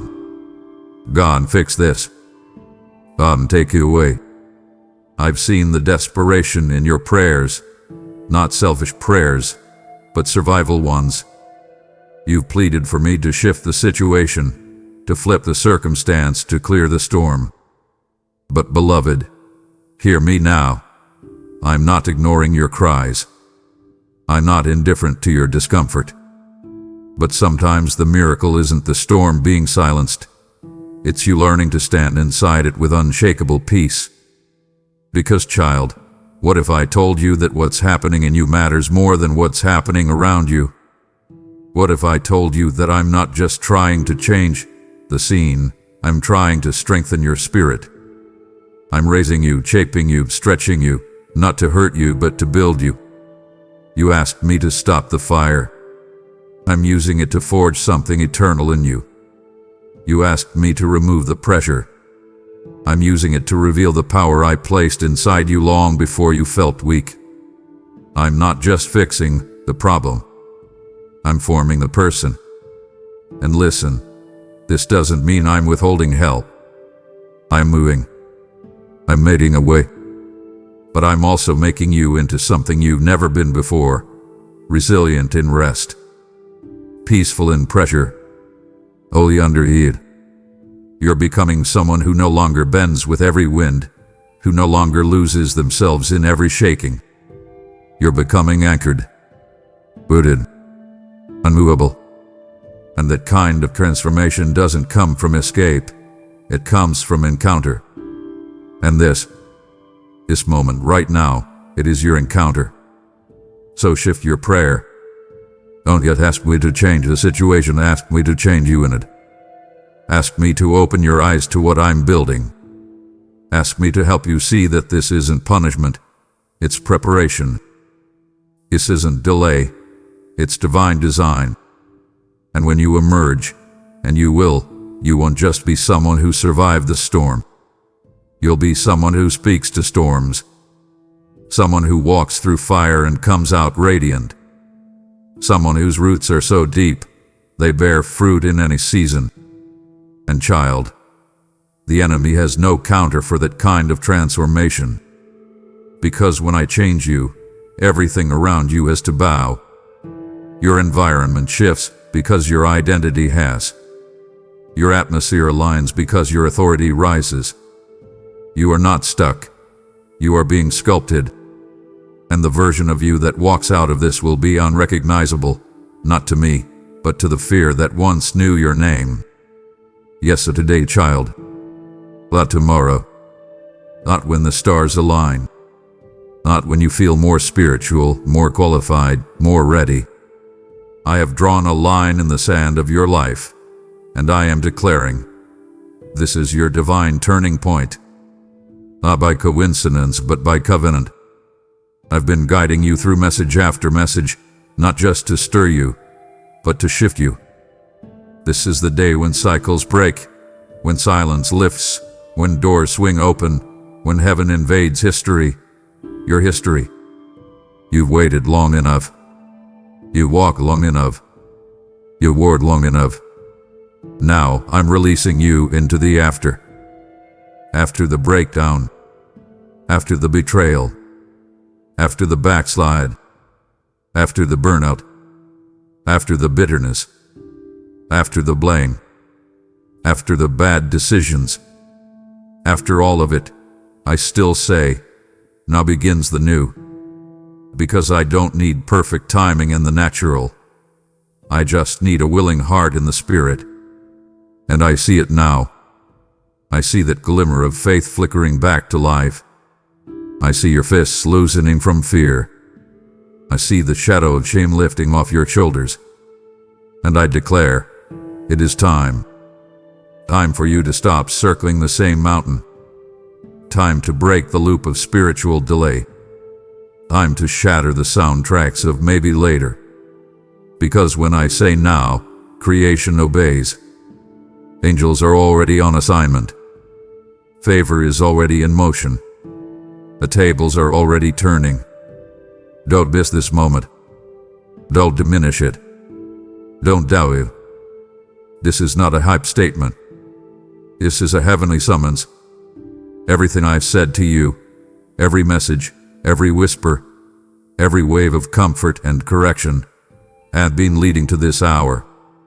You are being redefined, remarked, recommissioned. No more identity theft. No more spiritual slumber. No more watching life from the outside. It's time to walk through the doors that have been waiting for your yes. Doors of authority. Doors of abundance. Doors of assignment. Yes, I know it still feels scary. You don't feel ready. But neither did Esther. Neither did Moses. Neither did David. Yet my favor covered them. My fire filled them. My spirit sent them. And I will do the same for you. Because this was never about your strength, it was about my spirit. And where my spirit leads, there is liberty. Not hesitation. Not delay. Not half steps. Liberty. So rise now, not as the wounded version of who you've been, but as the warrior you were always becoming. Today is not ordinary. This is your Jordan River moment. Step forward. Cross over. Enter into what I died to give you. The old has passed. The new has come. Everything changes today. And child, I'll be walking with you. Every step. Every storm. Every stretch. Because I didn't just bring you to this moment to move on. I brought you here to move in. So let's walk into your turning point. Together. I just declared. This is your turning point. Everything changes today. And for someone else to reach their turning point, I'm inviting you to be the bridge. Every super thanks, membership, or PayPal gift is a seed of deliverance. You're not donating. You're disrupting darkness. You're helping me throw a lifeline to someone still drowning in fear, someone whose breakthrough begins the moment this word reaches them. I said my word will not return void. When you send it forward, I will send favor back to you. I will surround your house with peace. I will bless the work of your hands. This is divine strategy, not sentiment. Click the link, sow your seed, and join me in setting the captives free. Before you scroll away, I want you to seal this moment with your voice. This is your turning point, not just mine. So don't stay silent. Declare it boldly in the comments. I'm done worrying. I'm stepping into my divine now. Let the enemy hear it. Let your future feel it. Let your spirit own it. And if you felt me speak to you through this message, tell me below. I'm watching. I'm listening. And your faith in this moment is activating more than you can see. Now breathe, my child. Draw near and hear my voice. not as a distant thunder but as a whisper meant only for you. This is not a gentle suggestion I am offering you. This is an urgent command, born from a love so deep it aches to see you in this state. Stop worrying. I say it again, with all the authority of the one who formed your heart. I command you to stop. I see you, right now, with that familiar tension in your shoulders and that knot tightening in your stomach. You call it stress, you call it anxiety, but I call it a thief. And it is robbing you blind. It is stealing the peace I planned for you this morning. It is pilfering the joy I have set aside for you in this very moment. Every minute you spend replaying that conversation, every hour you waste dreading that meeting, is a moment of your precious life handed over to a phantom that has no power here. I command you to cease your striving. You feel you have to figure it all out, don't you? The unpaid bill, the pressure from your boss, the unspoken distance in your family. I see you turning these problems over and over in your mind, like stones in your hand, hoping to smooth them out with your own effort. But all you are doing is exhausting your spirit. Release them now, because I am already fighting for you. Before you even knew the battle was coming, my legions were already dispatched. While you were losing sleep, I was already carving a path through your wilderness. Your frantic efforts are like a child trying to help a master craftsman build a house. You are getting in the way of the very work that will save you. Lay down your futile weapons of control and watch your God move on your behalf. Your spirit, my precious one, cannot hold two opposing things at once. It is a sacred space designed for me. It cannot simultaneously be a temple of my peace and a marketplace of fear. You must choose. Every single moment, you are making a choice. Will you entertain the whispers of what if, or will you anchor your soul to the certainty of I am? Worry is a loud, demanding guest that pushes me out, but my peace is a quiet power that will fill every corner of your being if you will only let it in. The urgency of my command comes from this. I desire to see you live in the freedom I purchased for you at an unimaginable cost. That freedom is not a far off promise for heaven. It is your inheritance for today. This very moment, you are meant to walk in lightness and liberty, unburdened and unafraid. Why would you choose to remain in a prison when I am holding the door wide open? Your obedience in this one thing, this command to stop worrying, is the key. It is the gateway to a profound spiritual rest that your soul desperately craves. Take the first step. Obey. Let go, and let me show you the peace that awaits on the other side. My child, let us reason together for a moment. I want you to look honestly at this worry you hold so tightly. What has it produced for you? I ask you, can your anxiety add a single hour to your life? Can your constant fretting add even 1 inch to your height? You know the answer. It has never added anything to you, but it has taken so much. It is a merciless taskmaster that pays you no wages but drains the very life from your bones. Think of the energy you have expended on problems that have not yet occurred, and most of which never will. You have fought 1,000 battles in your mind, living through countless tragedies that never left the realm of your imagination. And what is the result? You are weary. You are exhausted before your day has even begun. Your strength for today spent on the shadows of tomorrow. This is the futility of anxiety. It is like trying to fill a bucket with a hole in it. Your effort is constant, but your spirit remains empty. It is like rocking in a chair. It gives you something to do. It feels like movement, but it gets you absolutely nowhere. And I have created you for a journey, a glorious forward movement, not for a stagnant, fearful rocking. Your focus on what if is the enemy's most clever trick. It distracts you from the only reality that matters. What is? And what is this? I am here. with you, right now, in this breath. But you cannot feel my presence when your mind is consumed by a future I have not yet given you. Anxiety magnifies the shadows until they look like monsters, and it shrinks my light until it seems like a distant star. It is a lie. It is a distorted lens that makes your problems look immense and your God look small. I command you to take it off. See things as I see them. The problem is finite. I am infinite. The fear is temporary. My presence is eternal. Every moment you spend in worry is a moment you are not spending in my presence, and that is a trade you can no longer afford to make. Do you feel that your struggle is silent? That no one truly understands the weight you carry inside? You put on a brave face for the world, a smile for your family, but when you are alone, the facade crumbles. You think no one sees. But I do. I am El Roi, the God who sees you. This is not just a name. It is my promise to you. I saw you when you were nothing but a secret thought in your mother's womb, intricately weaving you together in the darkness. Do you honestly believe I do not see you now when your heart is aching in the darkness of your trial?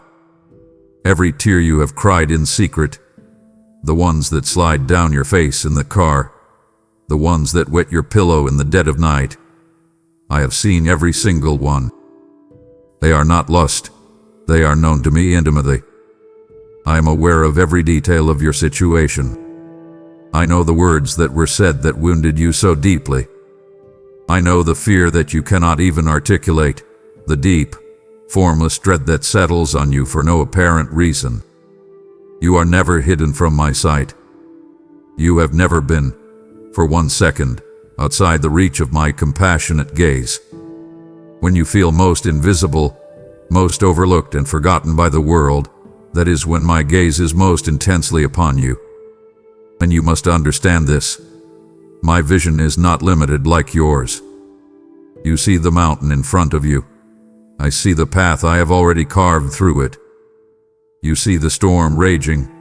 I see the sun that is already waiting to break through the clouds. Because I see you, completely and perfectly, you can trust that I am acting in ways you cannot yet perceive. My silence is not absence. My seeming stillness is not apathy. I am working all things for your good behind the scenes you cannot view. So release the need to make everyone else understand.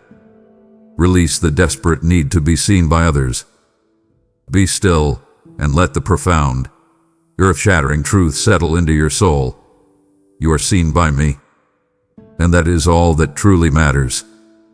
Now, listen closely, for this is the foundation upon which all peace is built. The reason you can stop worrying, the reason you can trust that I see you, is because of my love. But you have a human understanding of love. You think it must be earned, that it is based on your performance. You worry that if you make a mistake, if you fail, if you are not good enough, my love will diminish. That is the greatest lie ever whispered into a human heart. My love for you has absolutely nothing to do with your performance and everything to do with my character. I love you because I am love. Before the foundations of the world were laid, before you had done a single thing right or a single thing wrong, I love you with an everlasting love. It is a settled, eternal fact. It is more real than the ground beneath your feet. I want you to let this truth wage war against your anxiety. Worry whispers to you that you are on your own, that you have to handle it all, that you are just one mistake away from disaster. But my love thunders a different reality. It thunders that you are eternally mine.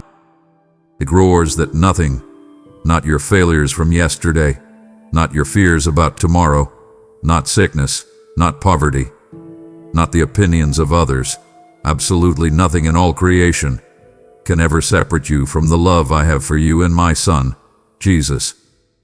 Rest in this knowledge. Let it be the fortress around your heart. When the arrows of fear and doubt fly, retreat into the unbreachable stronghold of my love. Every provision I make for you, every act of protection, every moment of guidance flows from this infinite, unstoppable wellspring of love.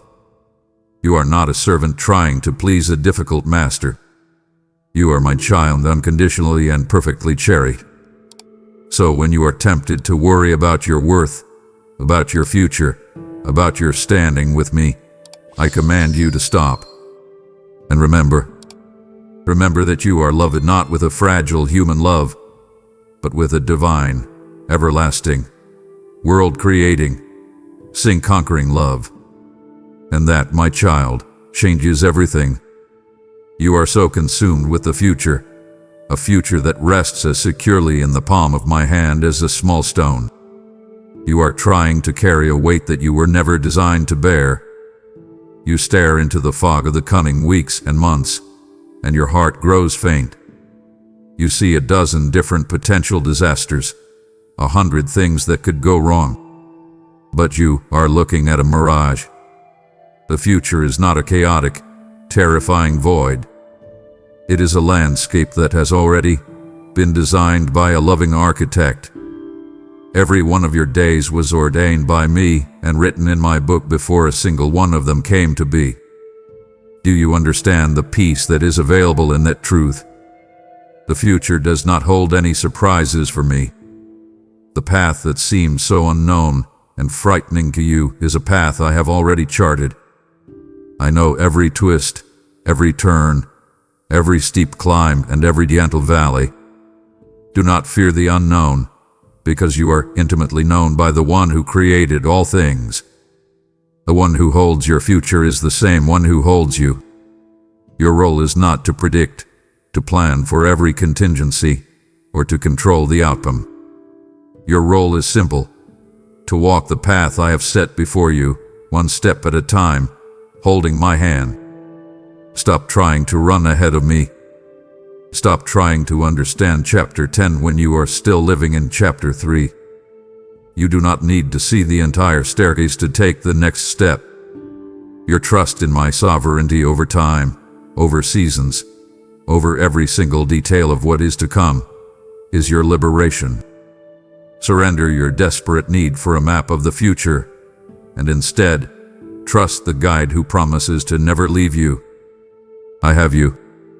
I have your family. I have your finances. I have your health. I hold all of your tomorrows. Therefore, you can live fully and peacefully in the only time that I have actually given you, today. Release the future into my hands. I assure you, it is far safer there than it is in your worrying mind. My child, I have only just begun to open my heart to you about the depth of my love and the security of your future. It would wound me deeply if you chose the noise of your world over my whisper now.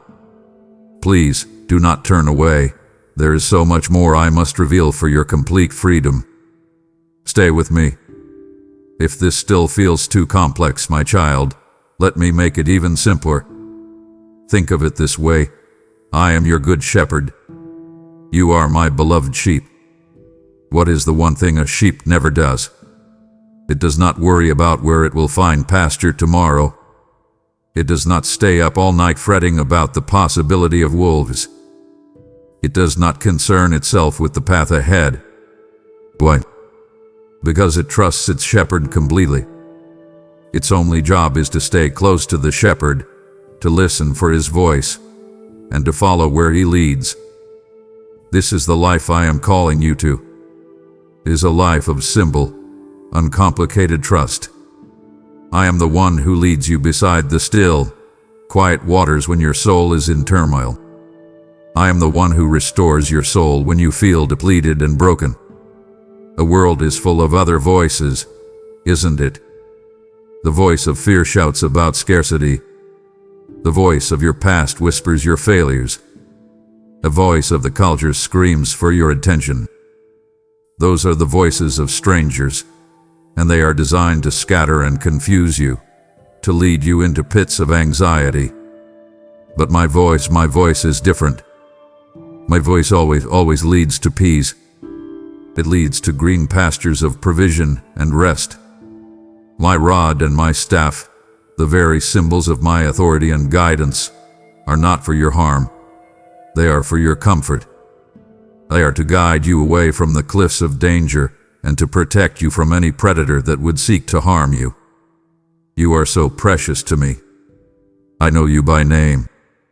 If you were to wander, if you were to get lost in a thicket of worry, I would leave the 99 other sheep in the safety of the fold and come searching for you.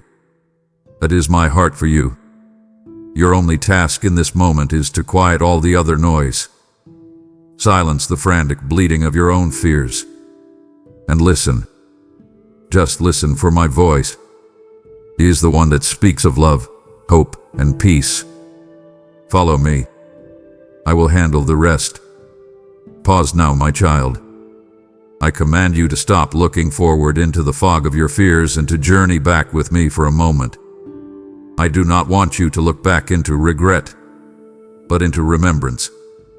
Your memory is a powerful tool, a treasure chest of evidence that I want you to open right now.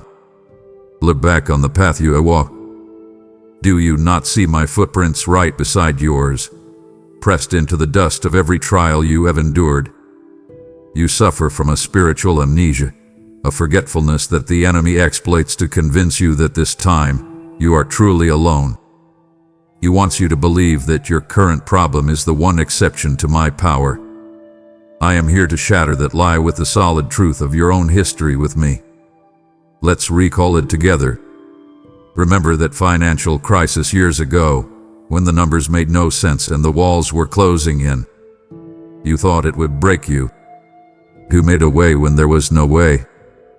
Who brought that unexpected check, that unforeseen opportunity? It was I. Remember that health scare, the doctor's grim report, the nights you spent bargaining with me in fear. Who guided the surgeon's hand? Who gave you a peace that defied the diagnosis? Who turned your mourning into dancing? It was I. Remember that fractured relationship, the betrayal that left your heart in pieces, the silence that you were sure would last forever.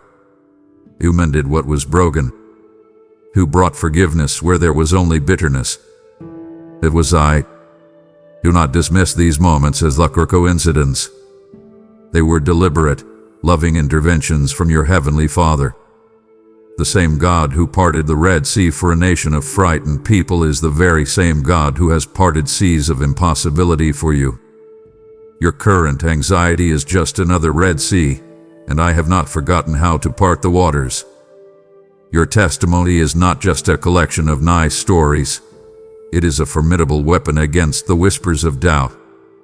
I want you to use it.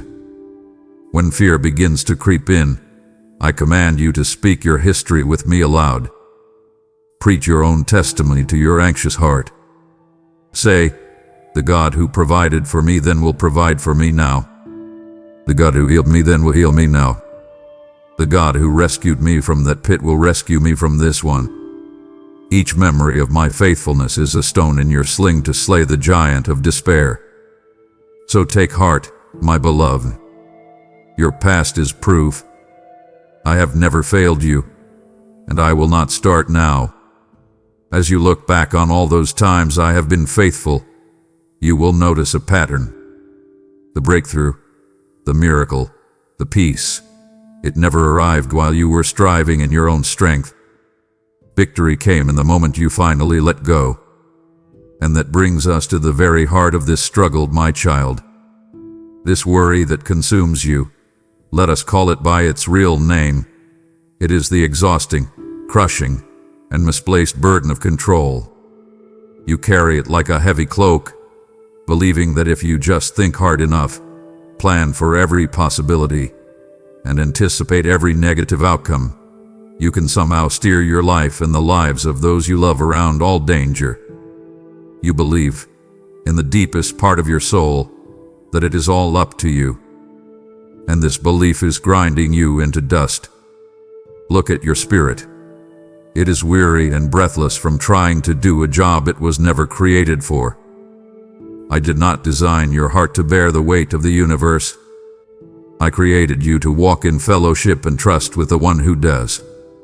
Your desperate grip on the steering wheel of your life is exhausting you, and what's more, it is preventing me from leading you. Your knuckles are white, and your focus is so narrow that you cannot see the beautiful landscape I have for you. You see only the terrifying drop-offs you are trying so desperately to avoid. I am asking you, with all the love in my being, to pull over, to stop, to release your grip. You have confused surrender with defeat.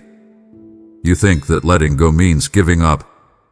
And oh, my precious one, surrender is not defeat. It is your ultimate victory. It is the wisest, most courageous act of faith you can perform. Surrender is acknowledging that the battle is real, but it is not yours to fight alone. It is handing the battle plan over to the general who has planned your victory from the beginning of time. I can only pilot a ship whose captain has yielded the helm to me. The profound peace you so desperately seek is not found in a change of circumstances. It is found on the other side of relinquishing control. It is waiting for you in the quiet act of opening your hands and saying, "My Father, I cannot, but I know you can." Do it now. In this moment, actively release that problem you are clinging to. Give me that person you are trying to change. Hand over that future you are trying to map. Let go of the wheel. I have you. I will not let you crash. I will guide you safely into the harbor of my perfect peace. Now you may ask, how do I practice this surrender? How do I keep from picking that burden back up again? The answer is simple, yet it is one of the most powerful spiritual principles I have created. You will defeat worry with a weapon it cannot withstand: gratitude. A heart filled with anxiety and a heart filled with gratitude cannot occupy the same space. They are like oil and water. They do not mix. One will always push the other out. Worry, you see, can only flourish in a heart that is fixated on what it lacks, on what it fears it might lose, on the provision it cannot yet see. Gratitude, however, turns your entire perspective upside down. It forces your soul to acknowledge the goodness that is already present, the love that already surrounds you, the provision that is already in your hands. It is the antidote to the poison of fear. So I give you a new command. In the moments when anxiety begins to rise, when the what-ifs begin their assault on your mind, I command you to stop and begin to thank me. Do not thank me for what you hope will happen. Start by thanking me for what is already true. If you are struggling, I want you to do it right now, aloud. Speak it into the atmosphere. Thank me for the gift of this day. Thank me for the breath that is filling your lungs without any effort on your part. Thank me for the mind that is able to hear and understand these words. Thank me for one person in your life who has shown you kindness. Thank me for one beautiful thing you can see, even if it is just the light coming through your window. Go on. List them, one by one. Do you feel what is happening as you do this? The mountain of your problem may not have shrunk, but your perspective has shifted. Your gratitude is magnifying me, your God, until I am once again bigger than any problem you face. Gratitude does not deny the struggle, but it does deny the struggle the final word. It declares that even in the midst of hardship, your God is good and His faithfulness endures. Let thanksgiving be your sacrifice. Offer it to me even when you don't feel it. And as you do, I promise you, I will fill you with my perfect peace, a peace that worry cannot comprehend and can never steal. As you begin to walk in this moment-by-moment surrender, fueled by a thankful heart, you will begin to experience another profound reality. You have exactly what you need for today.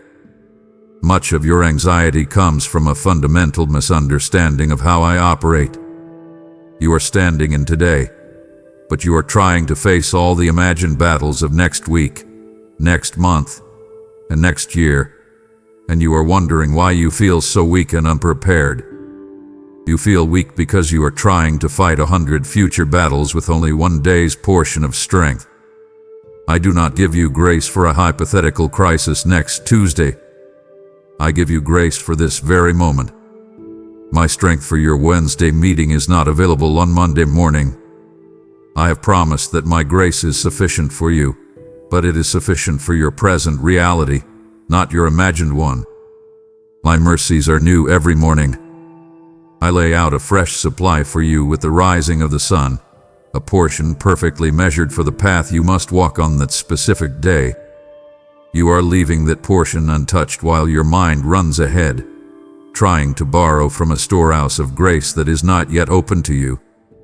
It is no wonder you feel bankrupt of strength. Furthermore, you see your own weakness as a flaw, a failure you must overcome. You strive to be strong, to be capable, to handle it all. But my child, my strength is made perfect not in your capability but in your weakness. My power does not flow into your self-reliance. It pours into the empty spaces of your surrender, into your honest admission. Father, I am not enough. Stop trying to be strong for me. I am asking you to be weak, so that I can be strong in you. Lean into your limitations. Embrace your need for me. That is the place where my power is unleashed. Lie fully in the gift of this present moment, for it is the only place you will find me. It is the only place my grace abounds. You have everything you need for the challenges of today, my beloved, because you have me. And I am always more than enough. Just as I give you my grace as your daily manna, you now hold the power to send this same life-giving bread to a soul starving in the wilderness of anxiety. If your heart burns to help another find this peace that I have so freely given you, then know that I am calling you now to partner with me. Your gift becomes a river of my grace flowing into the desert of their despair. I declare over you my promise: give, and it will be given to you. A good measure, pressed down and running over, will be poured into your life. This is a divine appointment to sow a seed of peace into the heart of another. As you release your seed, I release over you my sevenfold blessing of protection, and your own well will never run dry. Obey this prompting in your spirit now. Click Super Thanks, join the membership, or use the link below to send forth this word. We have laid a foundation of truth in your spirit, but the sanctuary of your peace is not yet complete. To abandon this conversation now would be to leave this holy work unfinished, and it grieves my spirit to see my child walk away from their own healing. Hear me out. Let me finish what I have started in you. And now, my child, I want you to take another step back with me. I want you to allow me to lift your gaze higher than it has ever been before. We have looked at your past and seen my faithfulness. We have looked at your present and found my grace sufficient. Now, let us look at your current struggle from the perspective of eternity. That problem that feels so heavy, so permanent, so all-consuming in your life right now. I want you to see it as I see it. In the grand tapestry I am weaving, this trial is but a single thread. In the context of your eternal story, I call this a light and momentary affliction. I do not say this to diminish the reality of your pain. I feel your pain with you, it is real, and it matters to me. But I call it light and momentary to reveal its true scale when weighed against what it is producing for you, an eternal weight of glory that is beyond all comprehension. This difficulty is not meaningless. It is a tool in my hands. It is chipping away the parts of you that are not of me. It is building in you a resilience, a compassion, a deeper trust that could not be forged in times of ease. It is preparing you for the glory that is to come. So I command you, lift your eyes. Stop staring at the temporary dust of your earthly problems and fix your gaze upon the eternal stars of my promises. This world, with its anxieties, its heartaches, and its disappointments, is not your final destination. It is a temporary assignment. You are a citizen of heaven, and your true home, your true treasure, is here with me, in a kingdom that cannot be shaken. Worry chains your soul to the temporal. It binds your heart to things that are fading away. But faith, my child, faith frees you to live today in the unshakable light of your eternal tomorrow. When you live with this perspective, the power of your current anxiety is broken. The stock market can crash, relationships can fail, your health can falter, but your inheritance in me is secure, untouched by the chaos of this world. Your hope is not in a better set of circumstances on earth. Your ultimate hope is in your unchanging God and the glorious eternity you will spend with me. And that hope is a mighty anchor for your soul.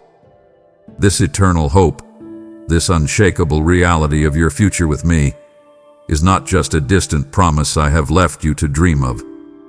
I would never ask you to walk through the difficulties of this world alone, armed with nothing but a far-off hope.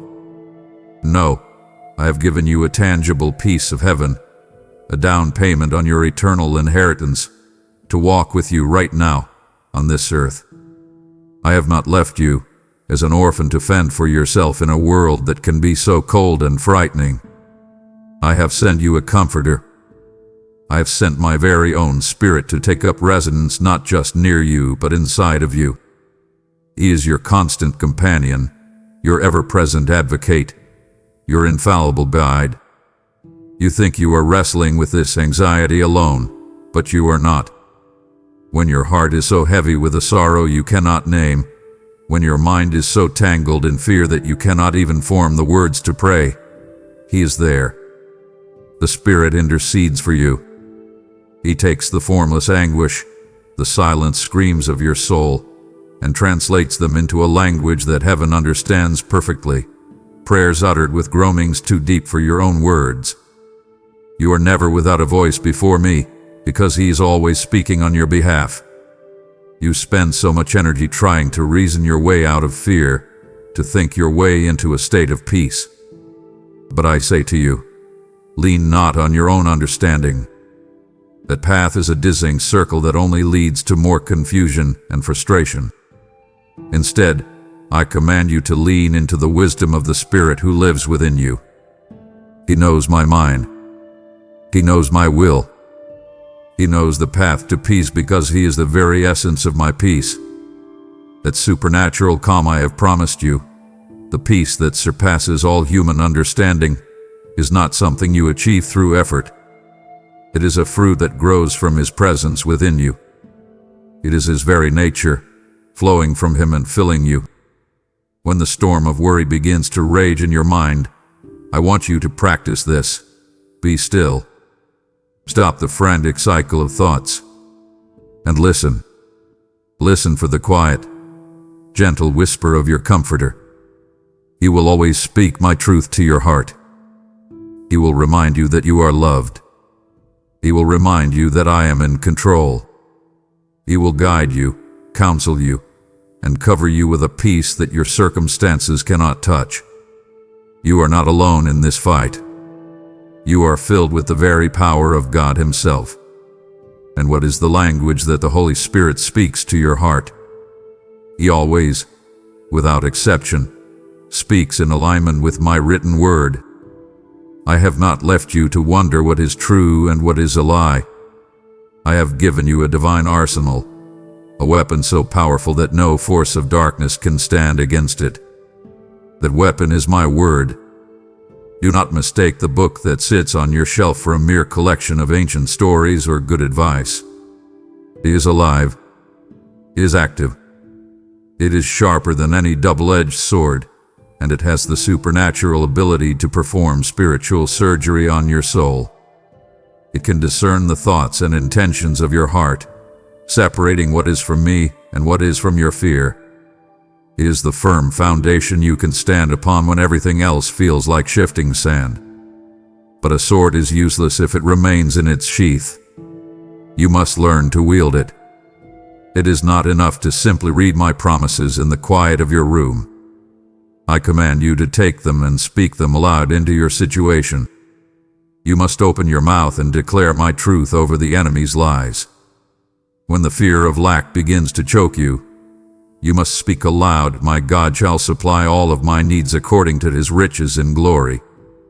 When the fear of failure paralyzes you, you must declare, "I can do all things through Christ who strengthens me." When you feel weak and defenseless, you must roar, "The Lord is my light and my salvation. Whom shall I fear?" Faith comes by hearing, and that includes hearing my truth declared by your own voice. Look at the example of my son. When he was tempted in the wilderness, at his weakest point physically, how did he fight the father of lies? Not with a miraculous display of power, but with the simple, unshakable authority of the spoken word. "It is written," he said, "begin it again." That is your battle strategy. Your mind is a battlefield, and you cannot leave it unoccupied. If you do not intentionally fill it with my truth, the enemy will gladly fill it with his lies. You must take every anxious thought captive and force it to bow to the truth of my word. There is no room for fear in a mind that is saturated with my promises. So I command you, pick up your sword.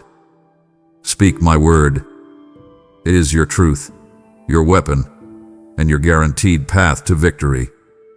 As you learn to wield the sword of my word, you might wonder, what gives me the right? What authority do I have to speak these things? Your authority comes not from your own strength or righteousness, but from your identity. It comes from understanding who you are to me. My child, I need you to let this truth sink deeper than any other. You are the apple of my eye. This is not just a sweet sentiment. It is one of the most fiercely protective declarations I have ever made. Think of your own eye. It is the most sensitive, most vulnerable, most precious part of your body. You guard it instinctively. You shield it from any hint of danger. The phrase "the apple of your eye" refers to the pupil, the very center of your vision. When I say you are the apple of my eye, I am saying that you are the center of my focus, the most tender part of my heart, the one I guard with a zealous, all-consuming passion. He who touches you, touches me in my most sensitive place. Do you understand the power of that statement? I take every attack against you, every fear that assails you, every worry that torments you, personally. Your anxiety, in its essence, stems from a forgotten identity. You live like a spiritual orphan, scrambling for safety and fighting for scraps of affection, when you are, in fact, royalty. You are the beloved child of the King of the universe. Your name is engraved on the palms of my hands. You are my treasured possession, chosen and set apart not because you were worthy, but because I love you. The enemy of your soul trembles at this truth. His entire strategy is built on making you forget who you are. He wants you to live in the smallness of your fears instead of the vastness of your identity in me. I want you to imagine the most loving, protective father you can think of, watching his small child face a bully. Now multiply that protective fire by infinity. That is just a glimpse of my heart for you. I will defend you with all of my heavenly host. I will surround you with my power. Therefore, I command you to rest. Rest in the profound, unshakable security of being perfectly and completely cherished by your God. Your safety is not dependent on your circumstances. Your safety is an eternal fact, sealed by your identity as the one I love with a jealous, powerful, and all-encompassing love. Because you are the apple of my eye, and because my love for you is this fierce and protective, you can therefore trust that the story I am writing for your life is, and always will be, a good one. I have spoken this promise over you, and it stands for all eternity. I know the plans I have for you, plans to prosper you and not to harm you, plans to give you hope and a future. This is the unwavering intention of my heart toward you. I know that from where you are standing right now, in the middle of your confusion and pain, it may not look like a good plan. You are in a difficult chapter. The plot has taken a turn you did not expect, and you are tempted to believe that I have written you into a tragedy, or worse, that I have abandoned the story altogether. But you are mistaking a difficult season for a bad life. You are judging the entire book by one painful chapter. I am the master weaver, and you are looking at the underside of the tapestry. From your perspective, all you can see is a chaotic mess of tangled threads, confusing knots, and colors that seem to clash. You cannot see the design, but I see the masterpiece from above. And I promise you, with all that I am weaving even these dark threads of sorrow, even these tangled knots of confusion, into a pattern more beautiful and glorious than you can possibly imagine. My purpose is always redemptive. It is always to bring forth good from what was meant for evil. There will be times in your journey when you cannot trace my hand. You will not understand why I have allowed this detour, why I have permitted this pain. In those moments, I am not asking you to understand my methods. I am asking you to trust my heart. Trust that my character is good. Trust that my love for you is unwavering. Trust that my ultimate plan is perfect, even when the process is painful. Remember, my primary goal in your life is not your temporary comfort. It is your eternal transformation. I am conforming you into the image of my Son, and that is a process that often requires the refining fire of adversity. But know this, I am the master goldsmith, and I am with you in the fire, controlling the temperature, ensuring that it only burns away the impurities that are holding you back, leaving the pure, shining gold of your faith intact for all the world to see. I am unveiling the very secrets of my heart and your unshakable identity in me. Can you feel the sacredness of this moment? It would ache within me for you to treat these intimate revelations lightly and turn back to your distractions now. Stay close. The most profound truths about your protection are yet to be spoken. If these grand truths of eternity and my divine plans still feel too large for your weary heart to hold, then I want you to do something very simple. I command you to stop, go to a window, or step outside. Open your eyes, and let the world I have made preach a sermon directly to your soul. I want you to consider the lilies of the field. Find a simple wildflower growing by the roadside. Look at it. It does not toil to create its colors. It does not spin threads to weave its petals. It does not lie awake at night worrying about its budget or its beauty, or whether it will have enough sunlight tomorrow. It simply exists in a state of being, and yet I clothe it in a splendor that surpasses the richest robes of any king who has ever lived. And now, think about this. If I pour such meticulous care, such breathtaking artistry, into a flower that is here for a fleeting moment, and then gone, how much more will I care for you? You, who are made in my very image. You, whose soul is destined for eternity with me.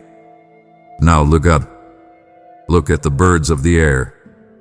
They do not sow seeds or reap harvests or build barns to store their food. They do not have savings accounts, and they do not worry about the economy. And yet, your heavenly Father feeds them. Every single one.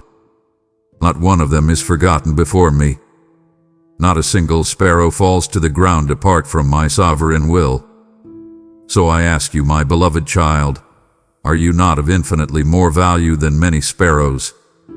I need you to understand what your worry says to me. It is a quiet, and often unintentional, accusation.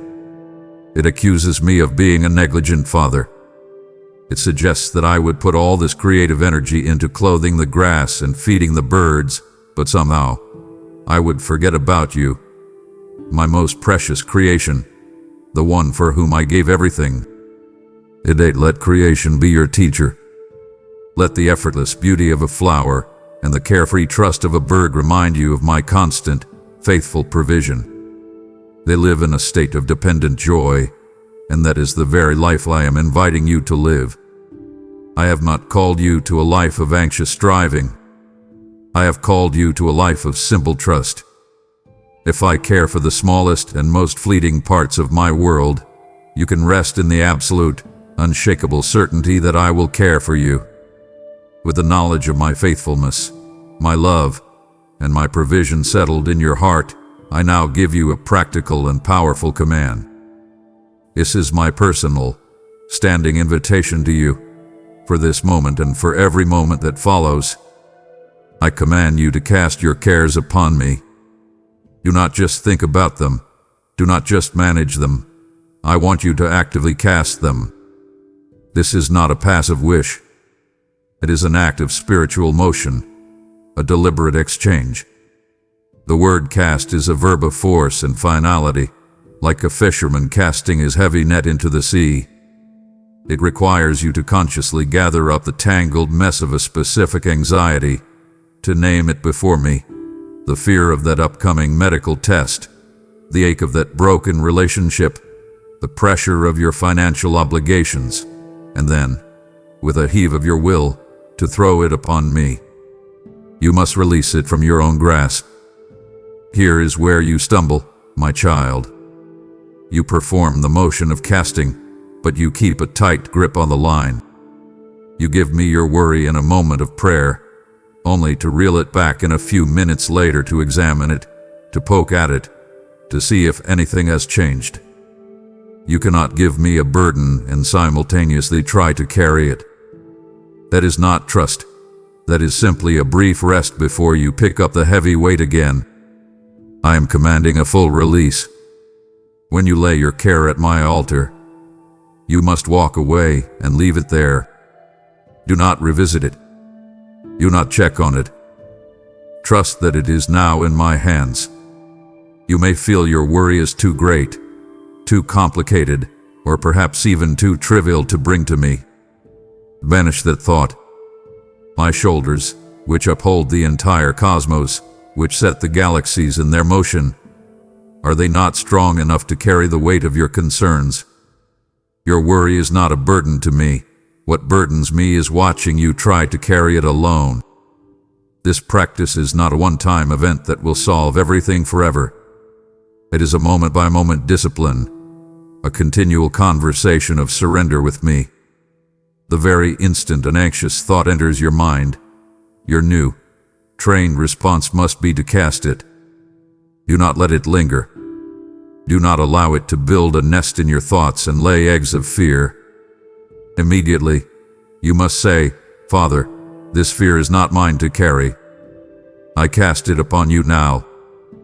Transform every worry into a prayer, every anxious thought into an immediate act of surrender. This is how you will walk in continual peace, not by the absence of storms, but by the constant practice of handing your cares over to the one who commands the wind and the waves. Sometimes, the most powerful way to cast your care upon me is to do nothing at all. In the swirling chaos of your circumstances, in the midst of the raging tempest in your own mind, I am giving you a command that feels completely counterintuitive to your human nature. Be still. Your instinct when fear strikes is to do more, to think harder, to strive, to fix, to control. Your business often becomes a frantic disguise for your worry. You believe that if you just keep moving, keep planning, keep working, you can somehow outrun the anxiety that is chasing you. But I am telling you, my beloved, that your greatest breakthroughs, your most profound victories, will not come from your frantic effort. They will come from a place of quiet trust. I am calling you to a powerful, faith-filled cessation of your own striving. This is not the stillness of despair or resignation. It is the stillness of confident expectation. It is the deliberate act of silencing the loud, panicked voices of fear so that you can once again hear the quiet, steady, and all-powerful whisper of my presence. I want you to practice this. Find a moment today, even if it is only for a few minutes. Go into a quiet room, turn off the noise of the world, and simply stop. I command you to cease all activity. Do not try to pray eloquent prayers. Do not try to solve your problems. Do not even try to feel peaceful. Just sit in the quiet and let your only task be to acknowledge that I am in the room with you. Breathe deeply, and with every exhale, release the tension you are holding. In that sacred quiet, I want you to remember who I am. Remember my power that spoke worlds into existence. Remember my sovereignty that rules over every king and every nation. Remember my unfailing love for you that holds you secure. The command is not just be still. It is be still and know that I am God. It is in the stillness that the knowing penetrates your heart. It is in the quiet that your soul recalibrates to the magnificent truth of my ultimate control over all things. You do not have to fight to establish my glory or to defend my honor. I will be exalted in the earth. It is an absolute certainty, a done deal. Your part is not to strive and struggle. Your part is to be still and to watch your God move. As you learn to practice this inner stillness before me, I also want you to look outward and see another powerful provision I have made for you. I have not designed you to walk this journey in heroic isolation. The burden you feel, which seems so uniquely heavy on your shoulders, was never meant to be carried alone. One of the enemy's most effective strategies is to convince you that your struggle is a secret shame that must be hidden. He whispers to you that no one would understand, that you would be a burden to others, or that they would judge you if they knew the depth of your fear. This is pride, my child, and it is a lie crafted to keep you isolated, because in your isolation, you are vulnerable. But I have placed you in a family. I have surrounded you with brothers and sisters in the faith for this very purpose, to bear one another's burdens and so fulfill the law of Christ. When you hide your struggles, you are not only robbing yourself of comfort, but you are also robbing others of the opportunity to be my hands and feet to you. You are rejecting one of my primary channels of grace. When my servant Moses grew weary in battle, his arms too heavy to hold up the staff of God, he did not fall in defeat. His brothers, Aaron and Hur, came and stood on either side of him, holding his arms up until the victory was won. I have placed Aaron's and Hur's in your life, but they cannot hold up arms that you keep stubbornly clamped to your sides. I am commanding you today to take a step of courageous vulnerability. I want you to prayerfully identify one or two trusted believers in your life, those who have demonstrated my love and wisdom, and I want you to open your heart to them. Tell them where you are struggling. Ask them to pray for you. This is not weakness. It is a profound act of spiritual warfare. When you share your burden, you are cutting its power in half. When you allow someone to cover you in prayer, you are doubling the spiritual force arrayed against the enemy. Allow others to be the vessel of my comfort and encouragement to you. Let their faith be a support to yours when you feel it wavering. There is a supernatural power that is unleashed when 2 or 3 are gathered in my name to fight a common battle. Do not let your pride or your fear prevent you from accessing this beautiful, life-giving provision. You are a vital part of a spiritual body, and that body is designed to bring healing and strength to all of its members, including you. Now, my child, after all of this, after remembering my faithfulness, surrendering your control, cultivating gratitude, and leaning on my grace, I want to give you the final, unshakable truth upon which you can build your life. This is the key that unlocks permanent freedom from the tyranny of worry. You must fundamentally change your posture in this battle. You have been fighting as if the outcome of the war is still in doubt. I am here to tell you that the final, decisive battle has already been fought. The victory has already been won. is a finished work. When my son, Jesus, hung on the cross, he did not just die for your sins. He absorbed into himself all the fear, all the anxiety, all the darkness, all the death that has ever and will ever exist. He took the full force of it. And when he cried out, "It is finished," he was declaring the end of its reign. When he walked out of the tomb 3 days later, he shattered the power of sin and death forever. The war is over. Your victory was secured at that moment for all eternity. This is not a future hope. It is a present reality. Therefore, you are not fighting for victory. You are now and forever fighting from a position of victory. You are not a desperate soldier hoping to turn the tide of a losing war. You are a victorious child of the King, enforcing a peace treaty that has already been signed in his blood. The anxieties and troubles of this life are merely the last, desperate gasps of a defeated foe. The enemy you face roars like a lion, seeking whom he may devour, but his teeth have been pulled. His only real weapon is deception. His only power is to convince you that the victory is not yet yours, that you are still a victim, that your situation is hopeless. I command you to stop believing his lies. Live as a victor, not a victim. Walk with the bold confidence of one whose king has already overcome the world. The end of your story has already been written, and it does not end in defeat or despair. It ends with you reigning with me in glory. So when worry comes knocking at the door of your heart, you do not have to cower in fear. You can stand up, open the door, and inform that worry that it has no legal right to be there, because this property belongs to the victorious King of Kings. You now stand in the unshakable truth that the ultimate victory has been won, yet all around you, my children are still fighting as if they are defeated, crippled by a worry I have already conquered. If your spirit yearns to see them stand in the same freedom, then I am inviting you to become an armory for my kingdom, sending the sword of my word to those on the front lines of fear. Your support is the sacred oil that keeps this lampstand burning brightly, a beacon of hope guiding my lost sheep back to the safety of their victory. I speak my word over you now. He who refreshes others will himself be refreshed. For every soul you help lead out of bondage, I will establish a hedge of fire around all that concerns you. Answer my call in this strategic moment.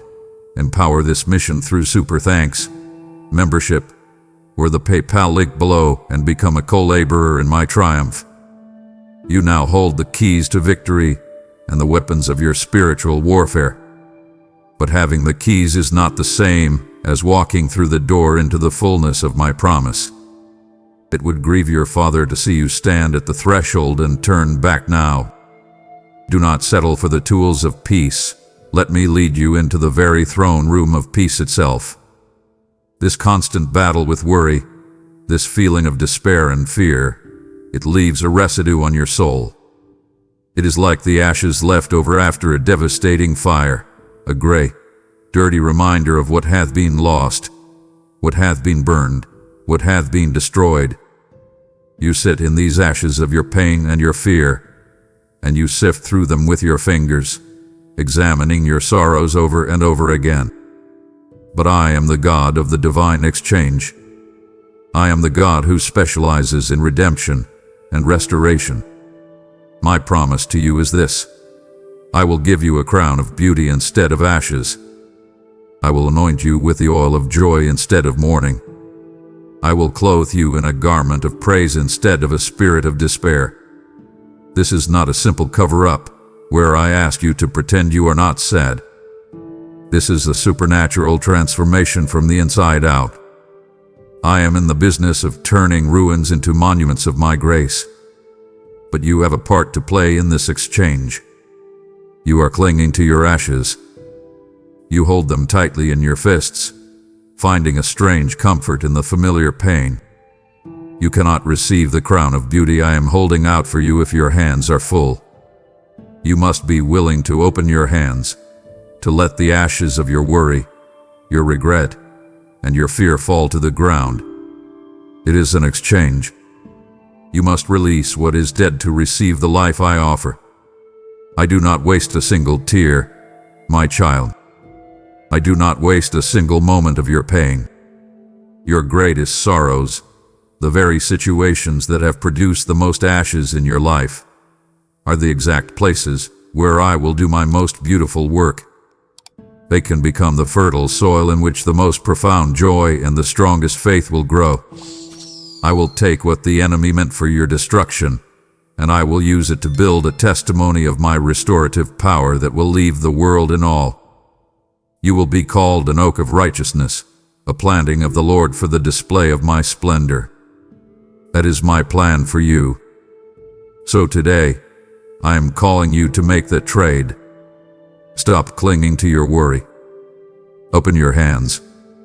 Let the ashes fall, and allow me to bestow upon you a crown of beauty where the dust of anxiety once settled. Allow me to transform your story from one of sorrow to one of breathtaking grace. As you learn to trade your ashes for my beauty and your worry for my peace, you must also learn to trade your frantic timeline for mine. So much of your anxiety, my child, is rooted in a simple, frustrating belief that whispers in your moments of greatest stress. You believe that I am late. You have prayed. You have surrendered the issue to me. You have stood on my promises. And now, you are looking at the clock on the wall and the calendar on your desk, and your heart is sinking because nothing seems to be happening. You see the deadline approaching, the opportunity closing, the problem growing worse, and a single, panicked thought screams in your soul, "Father, where are you?" In these moments, you have mistaken my patience for inaction. You have confused my process for neglect. You see a delay, and you interpret it as a denial. I am here to correct your perspective. My ways are not your ways, and my timing is not your timing. You are standing on a single step of a grand staircase, and from your vantage point, you can only see the step in front of you and the darkness below. But I see the entire staircase, from the foundation to the glorious summit. What you perceive as a frustrating delay, I often see as a vital and necessary period of preparation. Sometimes, the delay is not about the situation. It is about you. I am working on your character, building your endurance, strengthening your faith so that when the blessing arrives, you will be mature enough to handle it. Other times, I am working behind the scenes in ways you cannot see, moving people, arranging circumstances, and aligning every intricate detail so that when your breakthrough comes, it will be perfect, protected, and bring me the most glory. I am never early, for that would spoil you. I am never late, for that would break you. I am always, in every situation, precisely on time. Do not allow the enemy to taunt you in the waiting. Do not let him convince you that I have forgotten you or that your prayer has been ignored. I command you to stand firm in your trust of my wisdom. I know the most opportune moment. I know the perfect instant for the door to open, for the healing to manifest, for the provision to arrive. Wait for me. But do not wait with anxious dread. Wait with active, expectant hope, knowing that the God who promised is faithful, and the answer that is coming will be more perfect and beautiful than you could have ever orchestrated on your own. While you are in this period of waiting, this sacred time of trusting my perfect timing, what are you to do? How are you to endure the tension of the unresolved? You are to receive the peace that I have for you. But here is where you must adjust your thinking. You are looking for peace that this world understands and offers, but the peace I give is nothing like the peace of the world. Worldly peace is fragile. It is merely the absence of trouble. It exists only when the bills are all paid, the medical report is clear, the relationships are harmonious, and the future looks secure. It is a peace built on circumstances, and as soon as the circumstances shift, That peace shatters like glass. It is fleeting and untrustworthy. But the peace I give is a supernatural substance. It is a gift from another realm. It is the very peace that kept my son sleeping in the bottom of a boat during a life-threatening storm. It is a profound, unexplainable calm that has the power to stand guard over your heart and your mind, even when the storms of your life are raging. This peace can coexist with your unresolved problems because it is not rooted in their absence. It is rooted in my presence. It is a peace that does not make sense to the natural mind. Your friends and family will look at your situation, the turmoil, the uncertainty, and they will wonder why you are not falling apart. They will not understand how you can have a quiet spirit in the middle of such chaos. That, my child, is the testimony of my peace.